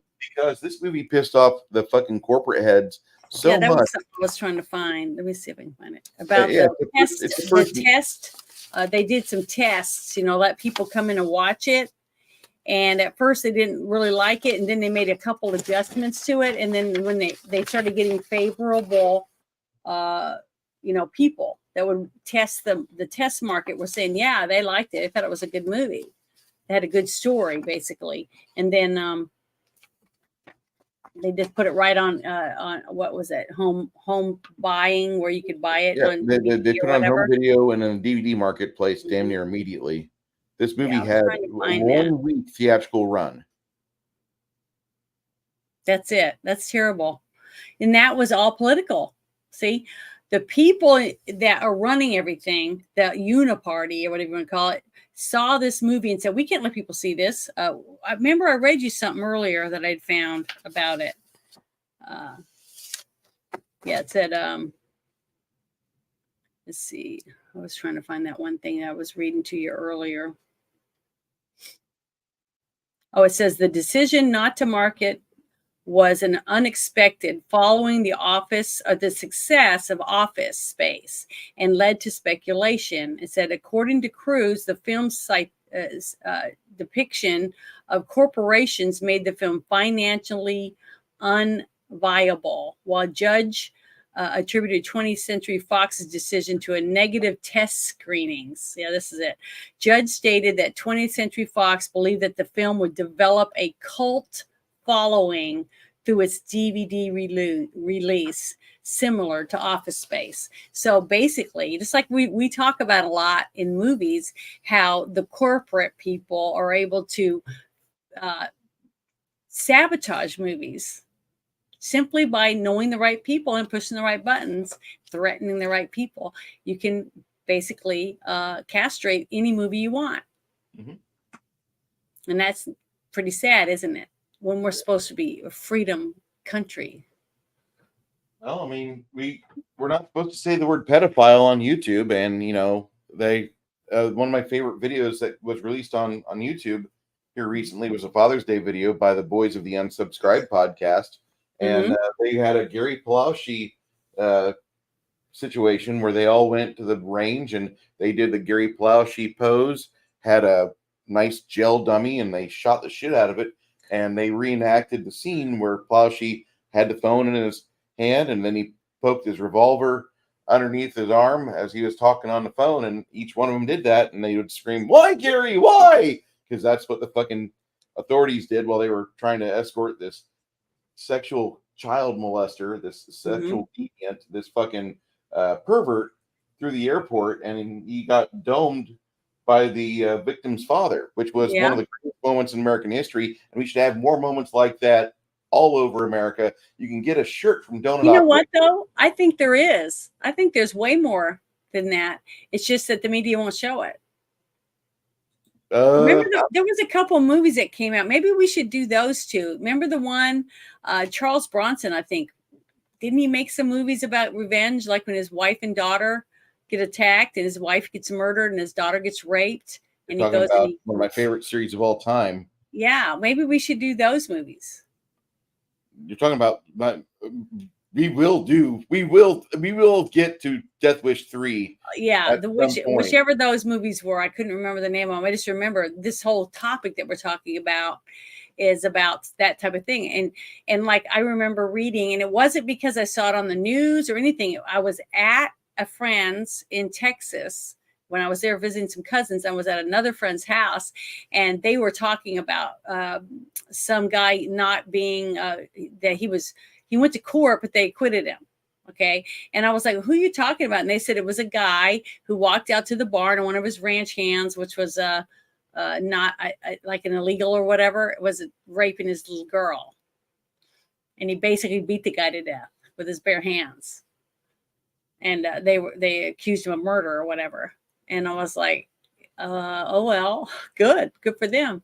So the thing is, it does happen. It's just that the media won't talk about it. They don't want you to know that a parent got revenge for what this psychopath did to their children or their loved ones, like that one guy that was raping elderly people in nursing homes and stuff like that. I think we should publicize all these family members that take justice in their own hands.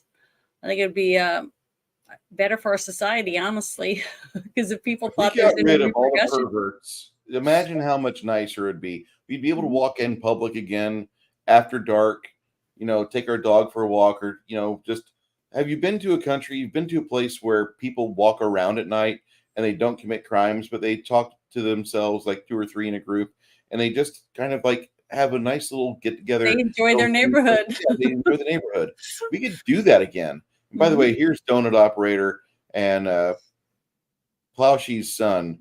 I forget what his name is, but he was a young boy at the time. He got kidnapped by the karate instructor he had and had bad things happen to him. And his daddy immortalized on the shirt, and he bought the shirt. So, I mean.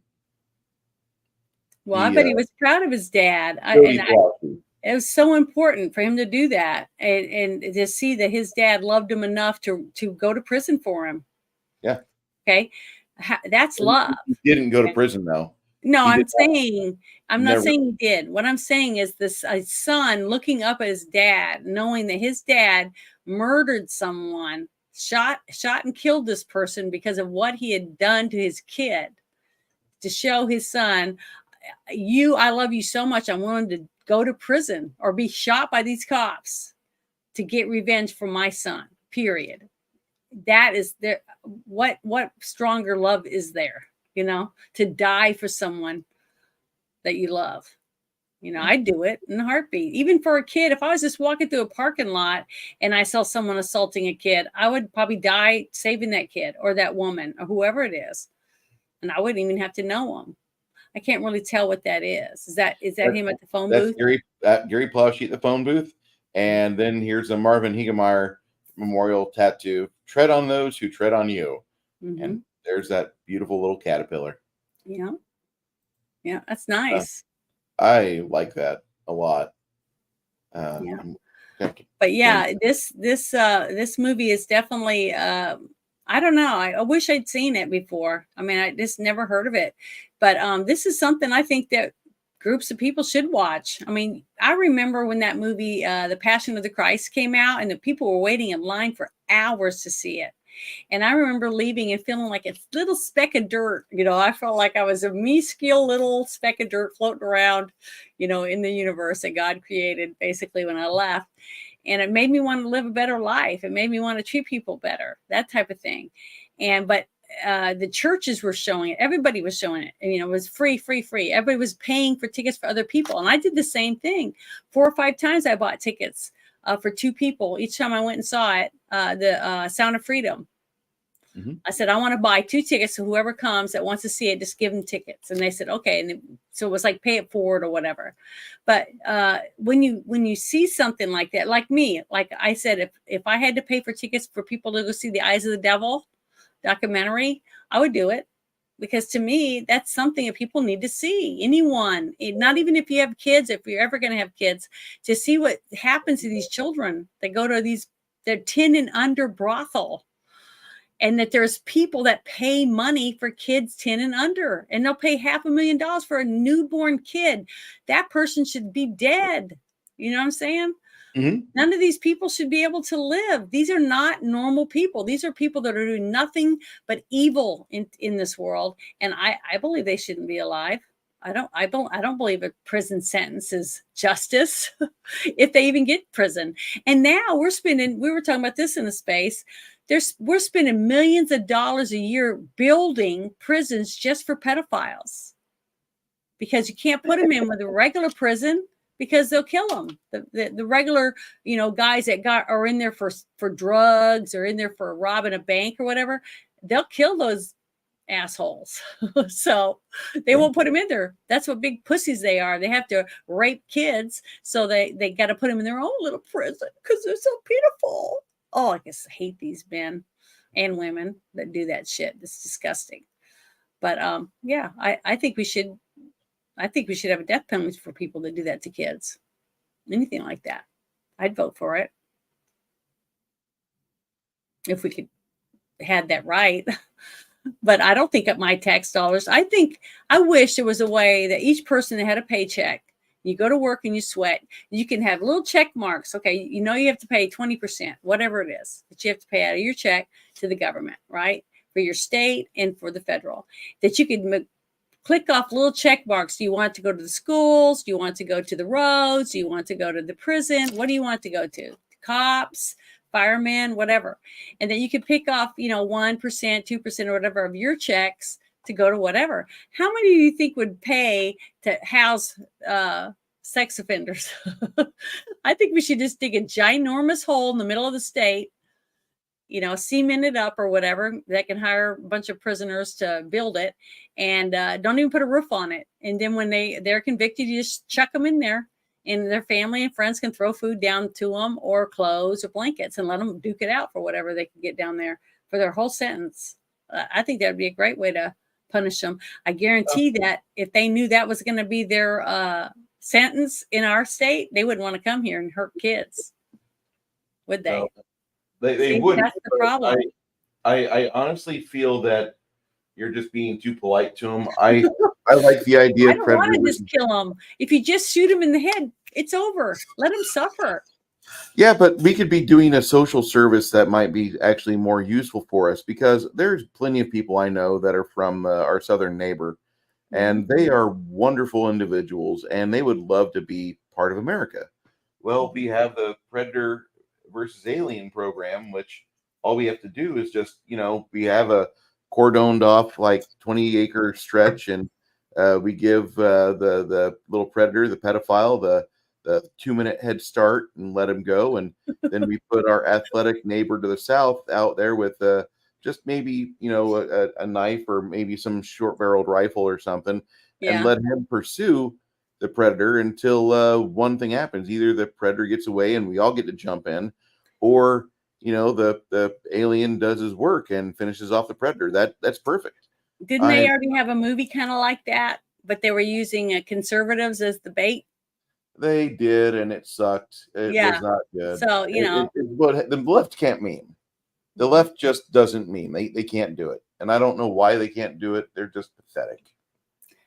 Yeah, and you know what's really sad is that you have like Hollywood now, that they don't even write anything anymore. They don't even have new scripts or new stories coming out. It's almost all independent. When you do see something it's new, they don't have any talent. It is without other people that have minds, where they think and do things. They can't get anything new. That's why they're just rehashing the same stories over and over and over again, that you have to go other places to get decent stories. I mean, like I think I've told this once before. When I was in New Orleans down there, there was a movie being filmed with Will Smith and some other people. Okay. And at that time, people were saying, Janet, you need to put some of your stories in for this drawing they're having. I'm like, what drawing? They said, well, Will Smith's entourage, they're offering $5,000 to the first place winner, and you get to put your screenplay in. And if they love it, it's the winner, they're going to have 3 runners up or something in a winner, and you get paid this money. And then you have the chance of them making your script into a movie. And I was like, wow, really? So I looked into it and I got the paperwork and started reading it. But in the fine print, it said that if you gave this to them, that you couldn't sue later if a movie came out later that was similar to yours. And I was like, oh, and it was sad because I saw stacks and stacks of scripts laying on the tables there. And I was like, they all put signed the paperwork and said, here you go. So they got tons of scripts that they can, stories, they can take 2 or 3 stories, mix them together and make one screenplay, and not have to pay these people a dime, and they won't get 1 cent. Just like that one movie, I don't know what it was called beforehand, but the Santa Claus movie. Remember that one? Mm-hmm. The people that made that, they bought that outright from the guy that wrote the first one. Now, I don't know if it was called Santa Claus, but he signed away his rights, so he got no recognition at all. He didn't get his name on it or anything. He just got like $5,000. And they made 3 movies and multi-millions of dollars off of it because he was a starving artist and he wanted to make a few bucks. I've been offered money for some of my stories, and or they'll say, can you change this to a transgender or to a gay or lesbian person? I'm like, no, because if I change that changes the other dynamics of who their family is and how it's made up. I have to go through and rechange the whole script. And if you don't like this story, then you need to find another one. That's what I told them. So, I'm just not going to sell out on it. To me, it's ridiculous. And I'm not going to sell it. I'm not going to sell one of my stories. And I hope that if I ever get it made, that, I want to see my name up there as big as the director's name as a screenwriter. That would be really cool. So maybe one day we'll see. Yeah. That's very true. Liberals can't. I just don't think liberals have imaginations. They just don't. They're just so needy, that you can't say anything mean to them. They can go in the corner and suck their thumb, because their feelings are hurt. They just can't deal with anything. So They have no way of why this movie gets hated on by. I hate to broad brush here and say anyone on the left just doesn't like this movie, but there's a lot of people on the left that don't like it because it's a comedy, and a comedy means there's a joke, and sometimes the joke, the punchline is, somebody's idiocy. And people that don't think things through, people that just think, I wrote it down, it's a dictum now, we have to do it, it's an order, just wear your mask. This movie thumbs them right in the eye.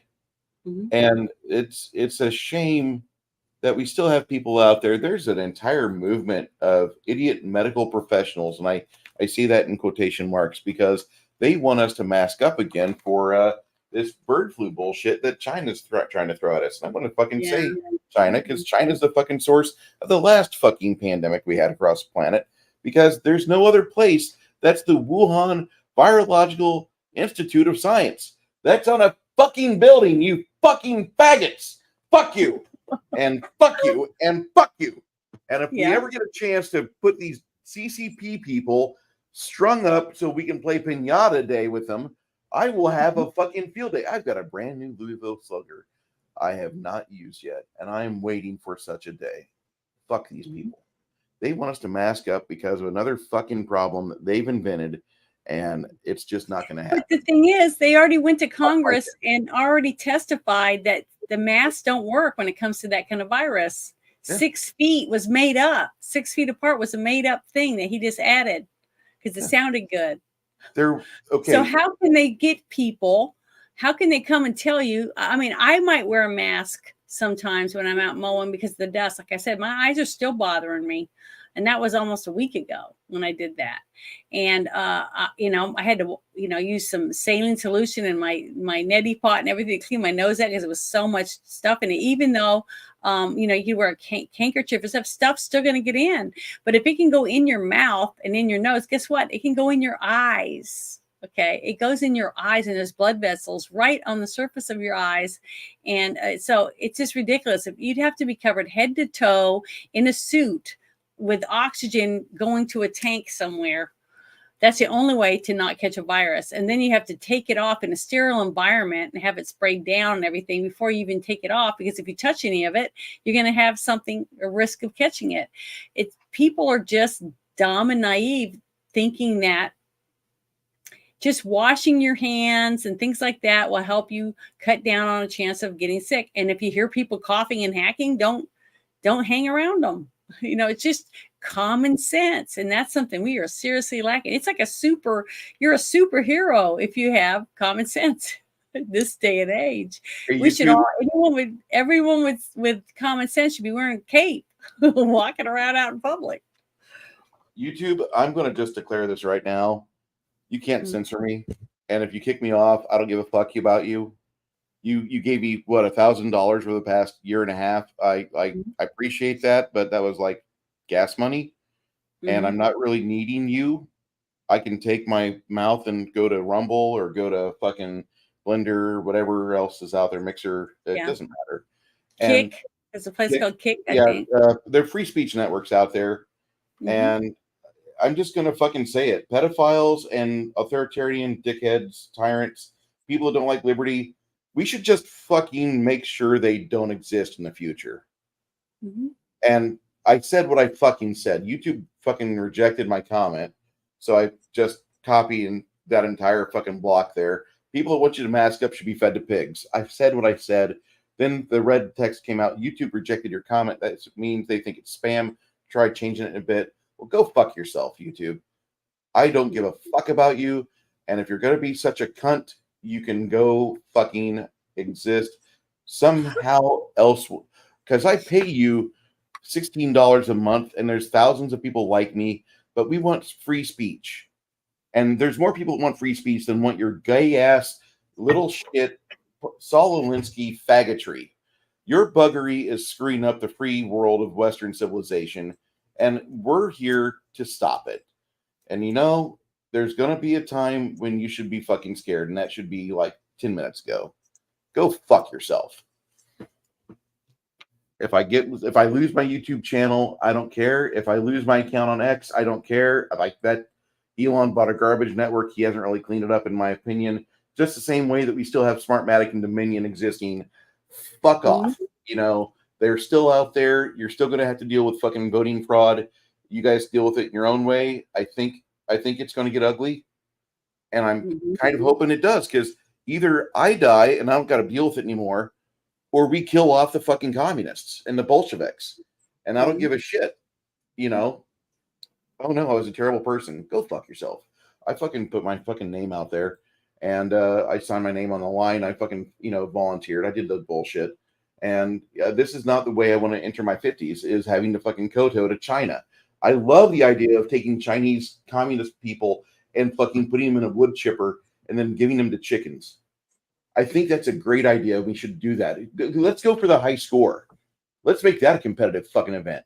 That'd be a lot more fun than watching some stupid ass Disney Plus China compliant bullshit. Yeah. Do you care if I share your Twitter? Yeah, go Someone's ahead. asking. Okay, because someone's asking. I'm gonna get it real quick and put it in the chat. Yeah, that's fine. Bruce is a nerd, and it has my Mhm. full name on there, because I'm just like, I don't give a shit. Well, I'm not monetized, so I'm not worried about it. Oh no. Next month I start using Aura and Delete Me and start getting my name out of the fucking dark web people's hands, because just don't want them to try to commit fraud so much with my fucking name. Here, I'm gonna put your thing in the Pissing on the chat. corpses of communists is how we should be remembered. So this movie, Janet, before I ask you what your percentile is or what your score is, Yeah. I gotta look at the chat. Chat, you wonderful, wonderful people. I want you to ask yourself how you would rate this movie, and you could do it even if you didn't like it. We want to know. Give us a score, A through F, 1 to 10, 1 star, 5 star, 100%, If you've seen 0%. it. If you've seen the movie, Mm-hmm. if you've seen it, we want to know, because this movie here is a film that has sadly foretold a lot of things that have come to pass, Mm-hmm. and you want to see something kind of funny, want to see something that's got a satirical bite to it. This is it, and this movie does everything I want it to, knowing that it makes authoritarian leftists go fucking complete authoritarian cunt on the internet and write articles like you're a terrible person if you enjoy this movie. Yeah. This movie raised up in its score in the last few minutes, because there's a lot of articles. But this is a film that I want to know your guys' scores. And I think this is a a good question to ask, because it it might not get better from here. It might get worse. You might get more towards Well, the that's what I wanted to society. ask. And if you wouldn't mind, I'd like to know if you feel, if you've seen this movie, if you think it seems more like a documentary than just a movie, just a comedy drama or whatever. So I'd like to hear from the people in the chat about that, because when I was telling everyone that was asking me what movie we were going to review, and I was telling them the name of it, and they were like, "Oh, that's a documentary," and I was like, "What?" Because I've never seen it, so I didn't realize the similarities of what was it, 2005? You said? Yeah, 2005 was when it was filmed, and 2006 was a wide release of it. But I think it was shown in 2005 in a few theaters off of the circuit of the film festivals, and so it was actually. I want to say that even though they say it was only a wide release for a week, I want to Mm-hmm. say it was in theaters in 2005. Yeah. See, But I don't don't be know. shy, people. I only have two reviews starred here. I would Oh, like to okay. I know. see. I see. Yeah, I only see two right now. But Um, Go ahead. I was going to say, for the actual story, not the script. Okay, for the story and the actors that portrayed the characters, I would give it a 7. Okay, because the story was entertaining. I did laugh. Uh, um, it did remind me a lot of things that are going on right now, even though this was made in 2005 when it came out. Now the thing with the script, I would give it a lower score of probably a 5, because there was so many gaps in it. Like what I was saying about the different things that I brought up earlier when we were talking about it, is that they didn't give answers. Like what happened to the military. All the different things like that, or why it became so uh, trashy and things like that. Now I understood a lot of it because of the people were too non-intellectual, but somebody was intellectual enough to make the way they were paying for food. Where was the food coming from? Since they couldn't even grow crops, things like that. The gaps in EDM. the script. Are you familiar with Archer Daniels Midland Company? Mm-mm, Do you know who ADM is? Okay. mm-mm. There is a fertilizer company that they got into, or agriculture company that got into basically uh, soybean harvesting and Mm-hmm. making foods that shouldn't be made out of. You mean like what the fake meat and stuff that we're hearing from some people Yeah, that are wanting yeah, to do that? Yeah. all that, all of that. ADM does a lot of that domestically, and I'm not Mm-hmm. saying they're a bad company, because this movie is this company, they did help out a lot of people by giving them a place to offload their corn, their maize, whatever they were selling. And this is a big part of our military today, is the food that they eat is engineered so they can keep going. I mean, if you have to eat an MRE, I want you to get blocked up. I don't want you to poop. I don't want you to have to worry about poop for a while. I want you to be able to go do your mission and then be able to come back and then like have the forced evacuation after a good milk of Mylanta or whatever you need to do to dislodge Yeah. this huge brick of a turd, because you had some powdered noodles and eggs in the middle of the woods somewhere. And Yeah. that's just what ADM does. They also make really good food for ships. And the ADM makes this really good stuff, and it comes from things just like soybeans. And I never would have thought like I appreciated that. But when I was in my 30s, I worked for a company that was third party to them. I've had their chocolates, I've had their meats, I've had their foods that are soy processed or various corn oil processed foods that are something that doesn't resemble the original plant that was growing. It's something completely different, and it's almost alien how it transforms from one product to another. But Yeah. I they're eating stuff like that. And if they're feeding that to the poor people of society, then more than likely it's not going to be that nutritious. And this movie wisely didn't have a whole lot of big bulky people. I think the biggest people in this movie would be not biggest as in like known movie stars, but Mhm. the most physically fit person in the movie is Bean Supreme or whatever the guy's name is. It's Wilson's brother that plays the Yeah, the monster. older brother, Yeah, the older brother Owen plays the Wilson. monster Yeah. truck, and Mhm. Beef Supreme is played by Andrew Wilson, and he looks like a monster. He looks like a fucking WWE guy in this movie, and he's the only one that looks like he's like And that was going one to of the the gym. things that I thought was funny, was the fact that the president of the United States of America, as they called him, the president of America, was a famous wrestler, like a five-time champ or something like that. Mhm. So, which didn't say wasn't rooting very high for wrestlers, basically, because everybody was stupid, right? But the wrestling was going kick ass. So I just thought that was kind of mean. And monster truck rallies and stuff like that were big. So that kind of like poked a finger in the people that were into wrestling or going to rallies with trucks and things like that. So I thought that was kind of funny. And and I've been to I went and saw, I don't know if they were dragsters, I guess, where they just had the two cars and they just race down the track and they had the parachute that comes out and stuff. I've gone to many of those. And then I've also gone to where they drive around and just bash into each other, whatever that's called. I used to go to that when I was in high school. That was pretty fun. Um, so, I used to do a lot of that kind of stuff because it was fun. And plus I was in lots of rodeos. So, because I rode barrel racing. So, um, you know, I was a country girl, I guess, at heart, because my mom was, Texan. So I did get to do a lot of that fun stuff. I how would you rate this movie, Janet? I already said earlier.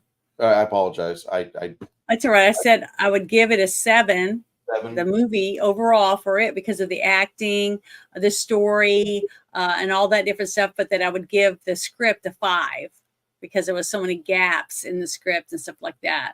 But overall, the story was entertaining. The movie was entertaining. If you're going to see it, don't expect it to be something that's going to win an Academy Award or anything like that.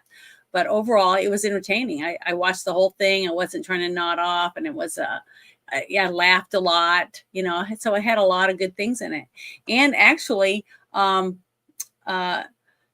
it had a lot of people in it. So they had a lot of extras. They had a lot. They looked like they would have spent quite a bit of money on it.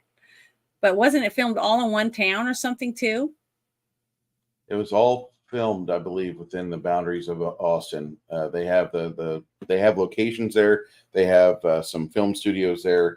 They weren't really huge film studios, but they were able to do some But location can you work look there, it up like real they did quick with and see Office Space. where they filmed the White House? Where was this White House at? Because I'm telling you, it looked to me when they first flew it down and was looking from the drone or whatever at the White House, when you could see the parking lot was all rambles and stuff, and then you saw the beautiful valley below or whatever behind it.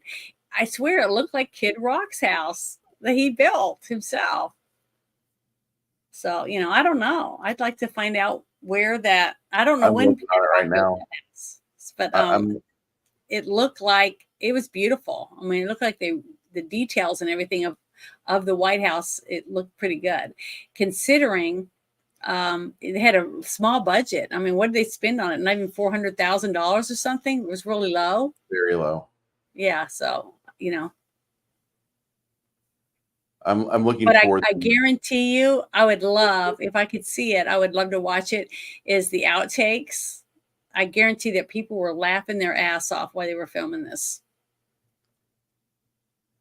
Dwayne And this along. whole idea, like where I got this outfit, because they were wearing the white shirts with the vest, and then they had the giant coins around their neck, like, the wrestlers thing. I just thought this was hilarious. So I thought I'd be the, you know, interior, the sexetary or whatever. So I They thought it was they hilarious. don't show they don't show us or tell us where they got the White House. That might just be a miniature, or they might be. They I were don't know. walking in the front door. It looked just like they walked into the front door of it. It might You have don't been. remember that scene? I remember that scene, but it might have been a miniature I'm or going to something pull else they something up, used. and I want you to share it. You don't have to have any sound, but we Sure. can share it. But I've played Tucker on my channel before, so I know. I'm gonna find something real quick. I'm going to show you. Because yeah, and all the shoes are Crocs in this movie. Demo Mhm. derbies are the main way to have fun on a Monday night or Wednesday night or any night. Oh, here it is. Okay. Yeah, the scene at the White House, it looks authentic for like something ridiculous like a Kid Rock house, but it's not filmed at Kid Rock house. Otherwise, you'd find that all over the trivia. Kid Rock let Yeah. his house be filmed Yeah, here. you would. Okay, can you see this, everybody? Here we go. Okay, I'm going to make it bigger because look at this. Oh, is it not working that way? It won't make it. The centerpiece is a version of the White House. He's built on a hill overlooking the rest of Nashville. It's enormous. Love architecture, interior design. Been dreaming it up for 20 years. Got to leave your mark somehow, on right? my end. This is insane. Yeah, 7 mile shot Am I directly. frozen over here? It's just I when was I frozen. walked up to get this Okay. pop, got our truck stuck. Me, I'm sorry. Got ticks all over us. This. But watch it. Thick, and he Look goes, at dude, this let's get out of view. here. I'm like, it's That's that view. what it looked like to me when they showed put on the your big boy aerial pants. view We when get to were here. approaching the Did White he have that House. built or was it already existing? I don't know. Into That's what I'm saying. all the details, very much including the bathrooms. This is one of my better ideas. It's not done yet. This is But did you see the outside? Okay, No, can I wait, when he just- shows the eagle You know how on hard the it is to front? find gold Yeah, toilets? I saw that. It's toilet's sped easy. up. Gold Caught up. urinal? That's impressive. Every man in America is like, oh, I wish I had a urinal in my house. Zach Brown found me this bed. And then I had it all. It's like, Eagles stuff, but it's all like gold leafed. Big eagle up here. Here, I'm going to take the sound out now. This guy's the one that helped him find that bed because he likes to, do antiques. But see that eagle right there on the front? That's 24 karat gold leaf on that. And he found that at a thrift place or whatever too, like going out looking at antiques and stuff. But and he made into a bowling alley down here. But did you see his whole house looks like the White House? See? Yeah. Doesn't that look like the same place that we saw in the movie?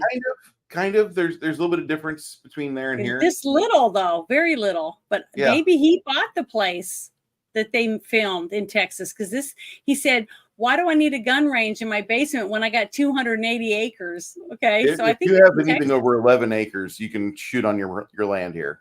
Yeah. So, but As the long as thing it's is, not I just thought infringing that was so cool across the street. when I got to see that.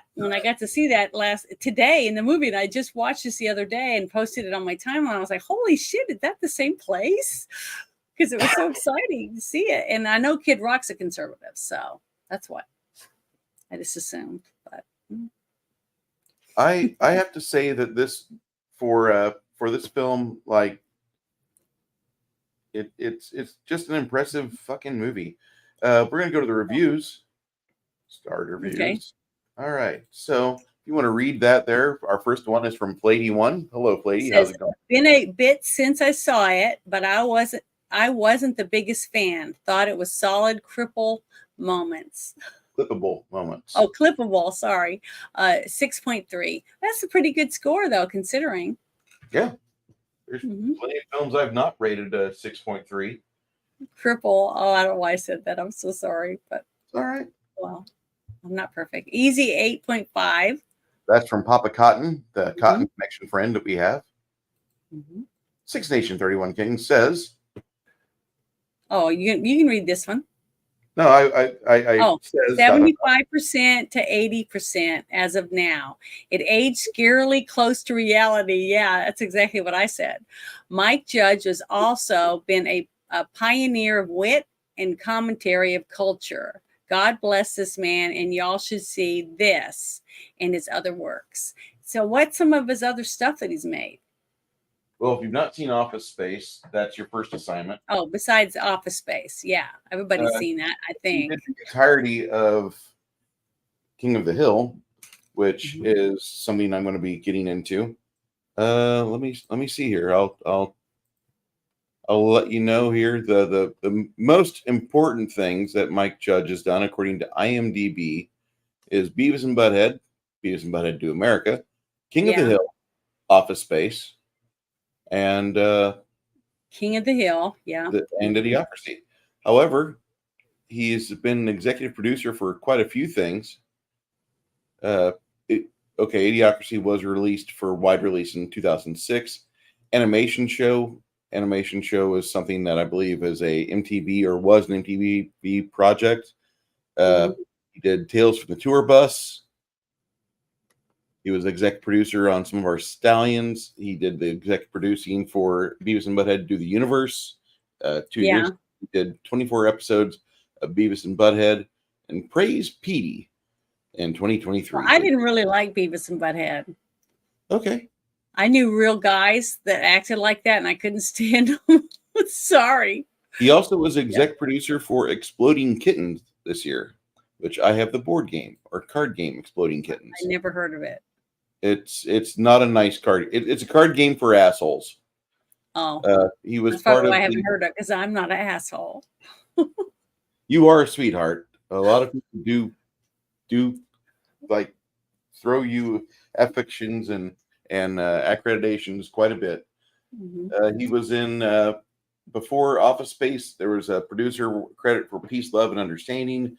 Before that, he did Frog Baseball, which I'm a very big fan of, and The Honky Problem, which is a short he did in 1991. I don't remember that. I may have to go look for it, but I remember Frog Baseball very, very well. That was a early Beavis and Butthead short. What else has he done? Let me look for it. He's acted in 52 different things. Give me the actors. Actor. Okay. He played Hank Hill, Beavis and Butthead in all the Family Guy episodes that they showcase them in. He was in Nerdland. He played Archie's voice. And R.A.P.D. from 2013, a movie that I went to the theaters to watch, and I fell asleep in the first opening credits because when you work 80 hours a week and then your buddy's like, hey, it's Friday, let's go out and see a movie. Fine, I'm going to sleep. And that's exactly what I did. It was great. I don't remember that movie at all. You go to the movie and you sleep through it so you can get rest? Oh, yeah. That's oil field life, even worse than what I've got now.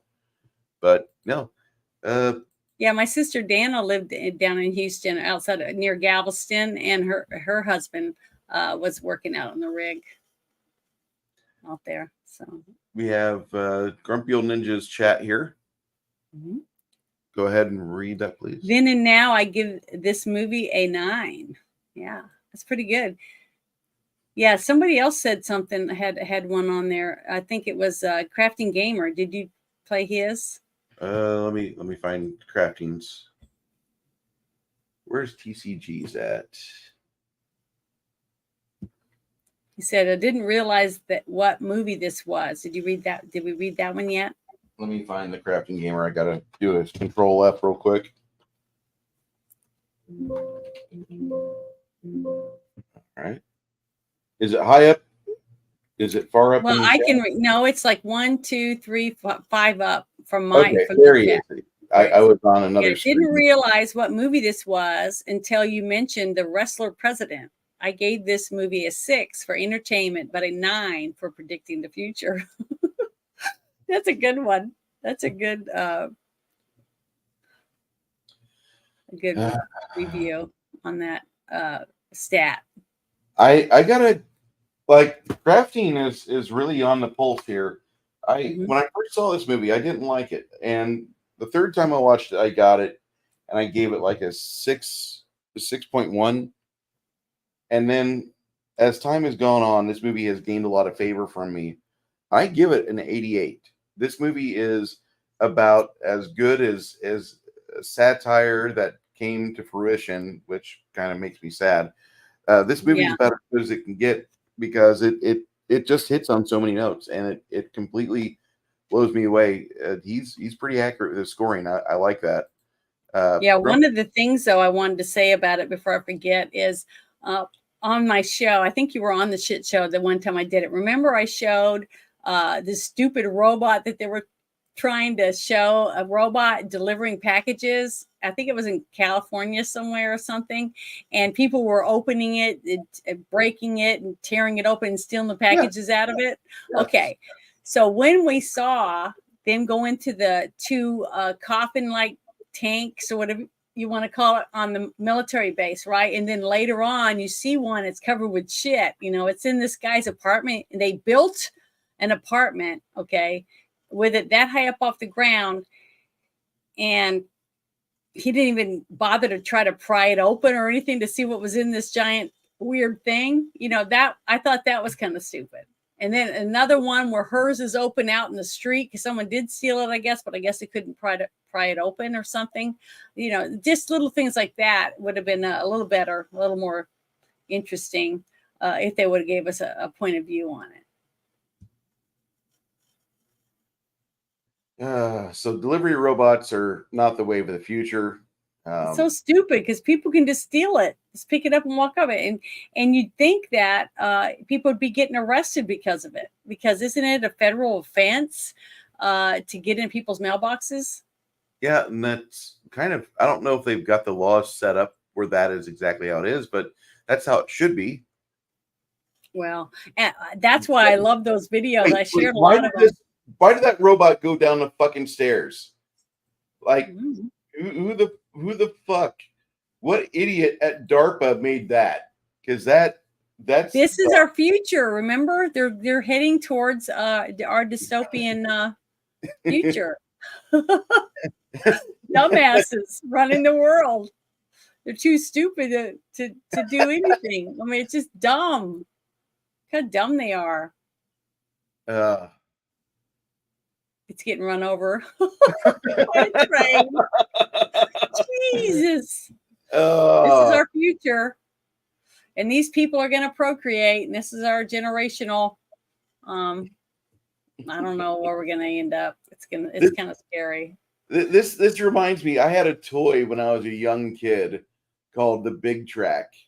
And I wasn't really a quote-unquote young kid. I bought it when I was like 14 because one of my neighbors was selling it at the garage sale. And it had this little delivery wagon that you could attach to it, and it would tow the little delivery wagon. But you had to program, there was a keypad on top of the Big Track and a little light strobe that would simulate firing, but it didn't fire anything because it was like the 70s and everything's What are all the cops hanging around for, I wonder? Crime scene, and it drove right fucking through it. I don't know why that thing drove right through it, but that's just the stupid. Oh my God. I was just thinking they were there because somebody robbed it or something. I didn't know. Yeah. And so anyway, the Big Track was a neat idea, but you had to have programming code in your intelligence to be able to use it to tell it how far to turn, how far to drive. And if you don't have the instruction manual, the programming manual, you didn't know what to do. So it was one of those things that you could learn if you developed like 3 or 4 days of afternoons spent keying in stuff and draining D-cell batteries in it. Yeah.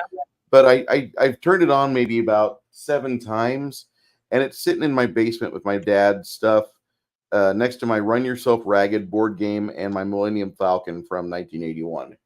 So it's just, yeah, the original Nintendo robot was better than these things. And Six Nations cautions, do not mess with Postmaster General. The PMG will lay you to waste. They have their own SWAT team. That's all I'm going to say. Well, not when it comes to their stupid robots. They don't. The mail service doesn't have delivery robots yet. Thank God. Oh. Do you want to talk? What else do you have to say about this film? Or if there's anybody who has any final thoughts about this movie, please put them in the chat because I'd like to do our due diligence before we. Well, what are we going to do next week? Which movie was it? I was trying to remember. Next week, it's not going to be a movie because I'm on call. And last time I was on call, I was in a truck for 24 hours that weekend. Oh, okay. So there's no show to next Sunday. Next Sunday is a no-show, and I apologize from the bottom of my heart. However, but see, I didn't even know. No, you're good. We will be discussing automation on the 14th of July. The 14th of July at there is a special movie that we will be talking about. We're going to be talking about, is that the one about the one that's a documentary? We're going to be two episodes, or when is that one? No, that's in splitting that between August and September. Okay. All right. The movie we're talking about next week, or 2 weeks from now, is a movie from 1995 called Screamers with that's Peter right. Weller. Screamers. You told me that already. Damn it. Peter Weller, Jennifer Rubin, and I can't think of the guy's name with the teardrop tattoo, but it's a fun sci-fi movie. Another Philip K. Dick book or a novella turned into a movie, and we were going to watch that. I don't know if Janet's seen it before. She says she has. It's one of my Scanners. Screamers. Oh, I don't think I've seen it then. Screamers. I thought you said Scanners. No, ma'am. We're doing Scanners in October. Okay. That was I don't think I've seen it. That's our surprise. Screamers. Screamers. Screamers. Okay. Yeah. No, I don't think I've seen it. Yeah. It's another movie I haven't seen.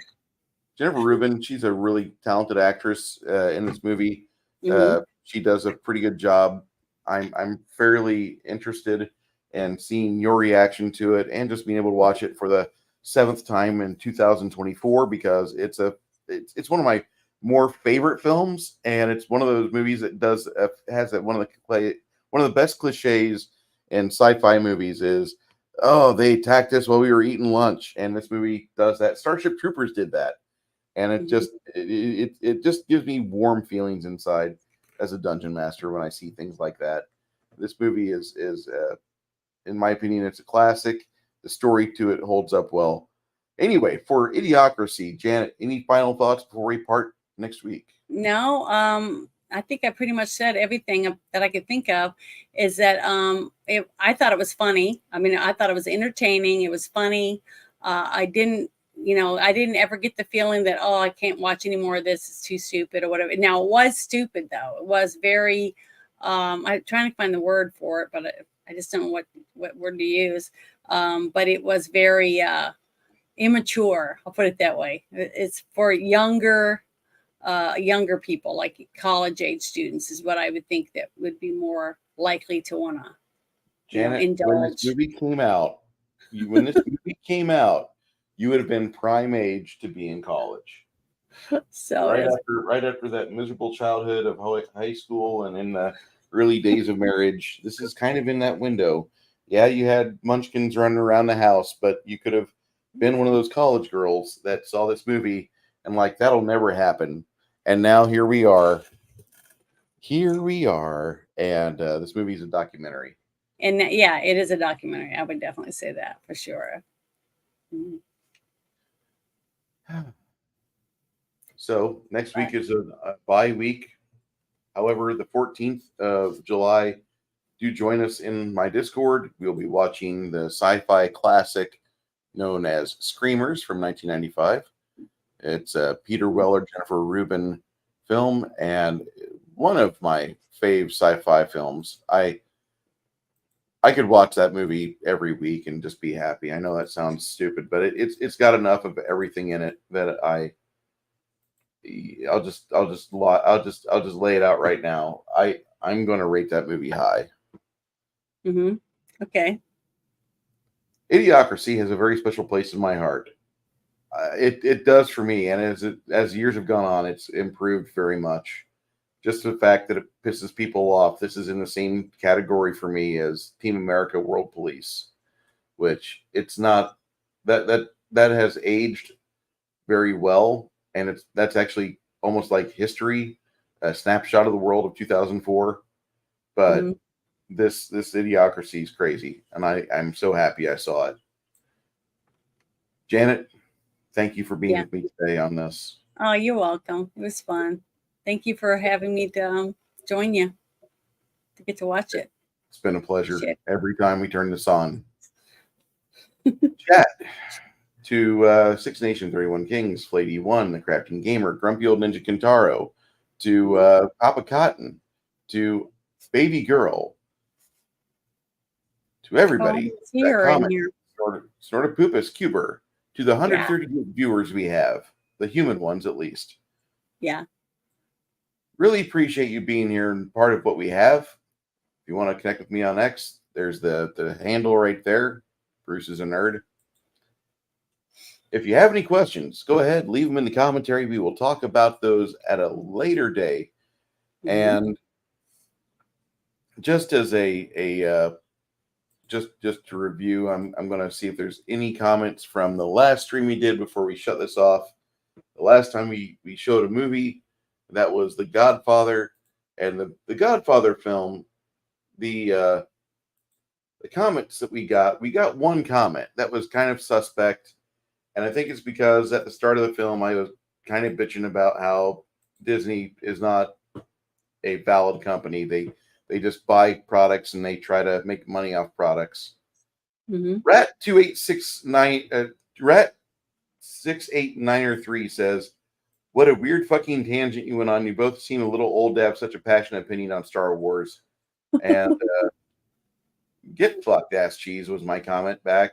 If we're allowed to have opinions, you have to deal with those you won't agree with. Star Wars was something I and many in Gen X grew up with. I had the toys, video games, RPGs, and much more when it had substance. I also had a couple Marvel comic books from them. The local store didn't always have the comics for Star Wars. What we have now is a zombified, money-grubbing pile of shit. Go ahead and defend it, Scabbard. And then Janet's like, "I did not comment on Star Wars. I have no idea why you singled me out. Tell me what I said, you liar." Anyway, so Rat 689, little fuck stick. Yeah. Go flush your head in the toilet. Thought that'd be a nice way to part ways. Baby girl and everybody else in our chat today, thank you so much for being a part of our joyous communion we had, our fellowship and discussion of a wonderful movie that never will seem to get old. I mean, this is like an aborted child. It will never get old. This is great. Yeah, I love it. I look forward to this every week. So. I've got a Hawaiian pizza on its way, says Papa Cotton. Pineapple on pizza! Huzzah! I like Team America almost as much. Screamers Rock's just as awesome as Peter Weller. In October, look forward to me having a photo on the web standing there with Peter Weller because I'm looking forward to meeting him along with Janet. Oh, is he going to be there? Peter Weller's going to be there? We're going to a sci-fi con in San Antonio. Yeah, let me get the link out there for those of you that want to hang out with a lot of cool people, and we'll be there too. Yeah, I'm still working on my costume to make sure I have, because I'm going to be dressed up. Yeah, this is in my alien costume. You know, my Janet from another planet. Let's see. I'll have to Bing it because Free Spoke doesn't do that. Okay, sci-fi convention. Freeman Auditorium. SpaceCon, San Antonio. So, if you want to hang out with me and Janet, here's the splash page. This is SpaceCon USA. Ewan McGregor, Kristen Haydenson, Rosario Dawson. They're the three leads for the guests. I got Michael Pena, Giancarlo Esposito, Katie Sackhoff, Ming-Na Wen, Gina Carano. Look forward to getting a hug from her. Ray Park, still one of the best sci-fi villains in movies, in my opinion, of all time. Yeah. Even though the rest of the movie was ass, I want to meet this guy. Ahmed Best, Mike Rooker, Sean Gunn, which I know his brother's a piece of shit, but I like met Michael Rooker before. Is he cool? Awesome. He was on The Walking Dead when I get to meet him. I met William Shatner. He's going to be there. God willing. I was in my Andorian costume when I got to get his autograph on my Federation Manual of Planets. I got his autograph. Robert Beltran will be there. Jerry Ryan. The reason why we have Barack Obama as a fucking ex-president is her. I'm sorry. We went over this last week in with Connell. Yeah. Tim Russ, Robert Duncan McNeil, Robert Picardo, one of the greatest men in Hollywood. He was the star of Gremlins 2. He went and jumped on the female gremlin grenade. He went and did the deed, guys. Garrett Wang, Brent Spiner, LeVar Burton, Gates McFadden. I'm not big on TNG people. John Delancey, great guy. Denise Crosby, good actress. Michelle Hurd, Todd Stanwyck, Terry Mathalis, Micah Burton, Anson Mount, Melissa Nave. He was supposed to be good in Andor. It's a Disney product, so I won't watch it. At least pay for it. Ethan Peck, Jess Bush, one of my heroes from the 1980s, Michael Shanks, Amanda Tapping, Terrell Rothery, Ben Browder. Wait, where's Peter Weller? What the fuck? They took out Peter Weller? Well, something might have come up. Damn it. It might change again until might change. October. So, don't freak out over that. There's a 100, lot of stuff that can happen till then. Yeah. The day I want to be there, this is a very easy place to get to. It's right off I-10. There will be plenty of ways to be distracted when you come into town. Take I-10, you get to the Freeman Expo Hall. It's very easy to get there. Don't go to the Spurs Stadium. The Freeman Expo Hall is a little bit smaller. Be perfect for this sort of thing because sci-fi conventions don't really draw as many people as, like, say, Comic-Con. But this should be good. And I really hope Peter Weller was on the list to go there. Well, the one I went to, or I had tickets to go to in Vegas was, I had a suite and everything. I was so excited because they were going to have a full opera on Saturday night because it was a Star Trek one, and I had bought tickets, remember? And it was going to be during when Nerdrotic and all the geeks and gamers and I'm trying to remember the names. Everybody was going to be there. I think I'm trying to remember. Drunk 3PO and Quarter Black Garrett. I'm trying to remember. It was a whole list, of people were going to be there. And that's when all of a sudden they said you had to have masks and the jab. So I got my money back from my suite and everything, and I gave my ticket to Nerdrotic's wife so she could go. Well, I'm sure she appreciated that. Yeah, she did. And I saw a couple pictures and stuff, but I was just so bummed out because I wanted to go so bad. But when they did, and I go, I'm not getting a jab to go to. It's not going to go. I wasn't going to do it. So I didn't get to go. But I was looking forward to it. I was heartbroken over it. Because I had 4 costumes because I was going to be there for 4 days. I had my uniforms and everything. Oh, well. I don't know if Peter Weller's still teaching history or not. If he is, that's awesome. I didn't realize the guy is that old. Shit, he's older than my parents.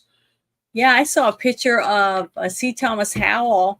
He did a promo for his band on his TikTok. And I went to look at him and I was like, holy crap. I mean, I could send you a picture. I'll have to send it to you in our DM. I like C. Thomas Howell, but I don't know if I would. I got my picture taken with him and his autograph and stuff. But the thing that was, years ago, back when I was in New Orleans at one of the cons there. But he just looks way older than what he is. Yeah. I was really surprised. Some guys have a rough life. That's all I'm going to say. Mm-hmm. I just was like, he's, when I didn't think nothing of it until I found how old he was. And I was like, geez, he doesn't look good. He doesn't look like he's lived a good life. I mean, he must drink a lot and smoke a lot or something. So. All right. So I have my shirt coming. I've got my shirt set up. I will be getting the Father of the Year shirt from Zazzle's.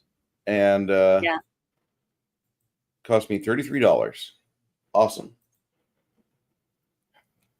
I liked him when he was younger. He just couldn't break out of his sophomore style of acting. If I were you, what I would do, your t-shirt you have with who shit my pants one. Yes.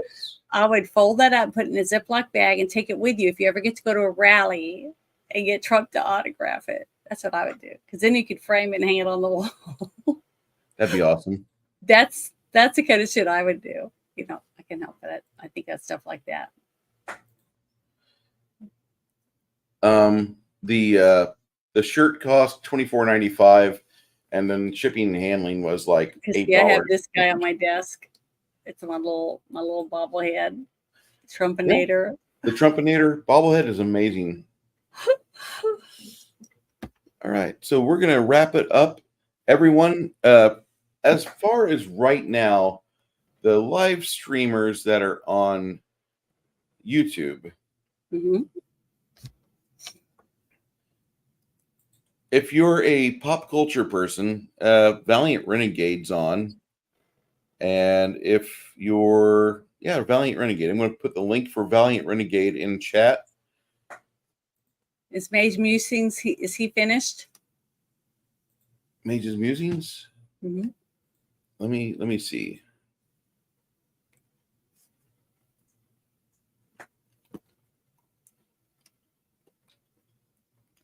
It looks like Mage's Musings is finished. Yeah, because he said I thought I saw him in the chat saying hi to us and stuff.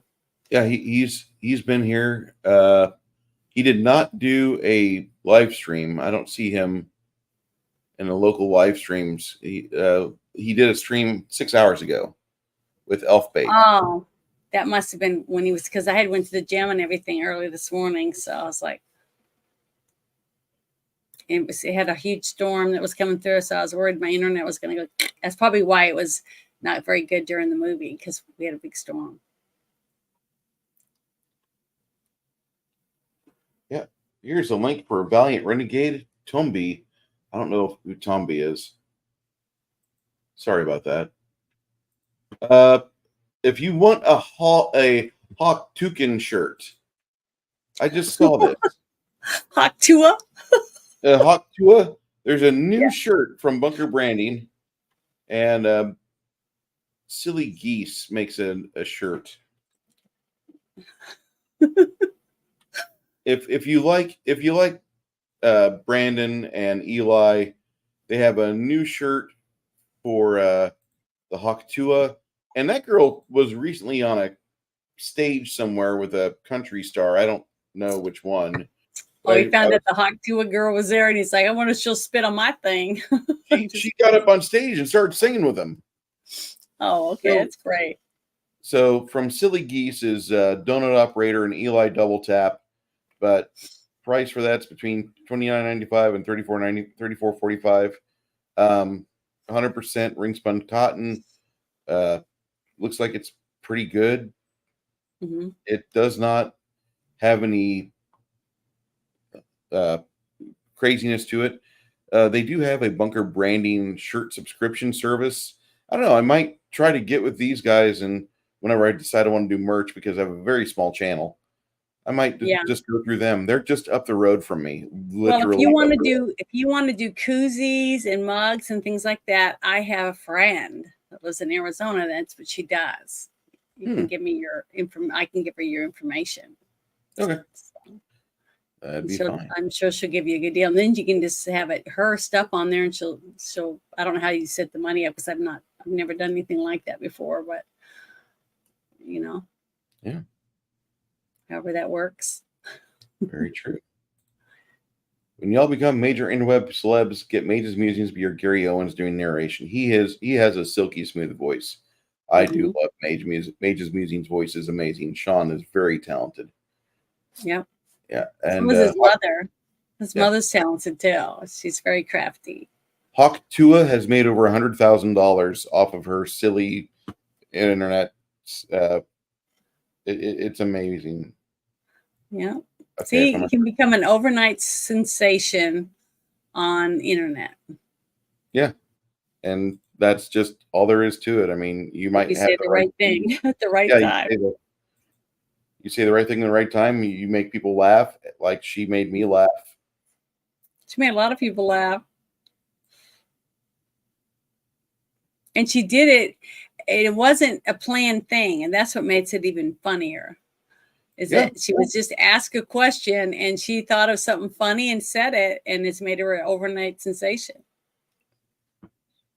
Oh, Dukin. That's hilarious. Oh, see, look at the great imaginations that people have to come up with all these funny sayings from one girl's little thing that she did with a microphone. And her friend is the one we have to blame for this, because she her friend was so embarrassed. She was so embarrassed. It was adorable. get Flatey to do have a Cody do the voiceovers documentary style. God bless capitalism. Hi. No, I'm not Australian. I was born in Illinois. I live in Texas. Okay. So next week is a bye week, like we said. We'll see you on the 14th for another episode of A Girl, a Guy, and a Movie. For those of you that'll be with us on Saturday of next week, there will be no Saturday game for the same reason. I have to work. There is a 2 weeks from now, the Alpha group will be doing their game. Looking forward to that because they'll be wrapping up hopefully another chapter. I'm looking forward to saying goodbye to Stone Home. It's a interesting city. It's got some interesting NPCs, but I want to see what my party does outside of it, and I'm looking forward to that. I really look forward to seeing some of you there as well in the panel and in the chat. So if you guys enjoy tabletop RPGs, swing on by. You see, I do like tabletop RPGs. So who makes the stuff overnight? That's a question. Okay, there's a farm somewhere where people take items off the interwebs and they already have a template and they just apply it. That's all they have to do. Six Nations. It's very soulless. Like they just get a screen grab and they start clipping away. It's amazing. Yeah, and they make a lot of money doing that. They take other people's stuff. You can do your own thing and you can make your money on it a little bit better than letting somebody else do it. Yeah. That all. Hope to have my computer back soon. Flady, we can't wait for that. Hopefully we'll see you in 2 weeks when that does happen. Janet, you want to walk us out? Thank you everyone for joining us today. It was a lot of fun. I laughed a lot watching this movie with Bruce, and I think Six Nation was in there with us, right? There wasn't anyone else, right? That was it. He was the one of the few viewers we had. Okay, so but the thing is, every week when we do watch a movie, we invite anyone who wants to come and join it, watching it with us in Bruce's Discord. It's a lot of fun, and after we watch it, we usually talk a little bit about it before I go live, or we go live, and depending on how hard it is for me to get dressed up or whatever. Today I just printed this out to wear because I thought it was so funny. So I could be a part of his cabinet, the president's cabinet, but it was great. But it was fun. It was a really fun movie. I laughed. I really enjoyed it. And I really appreciate the great movies I've gotten to watch since we started doing this, because I've seen so many movies I never thought I'd ever watch in my lifetime. And because I haven't seen them before.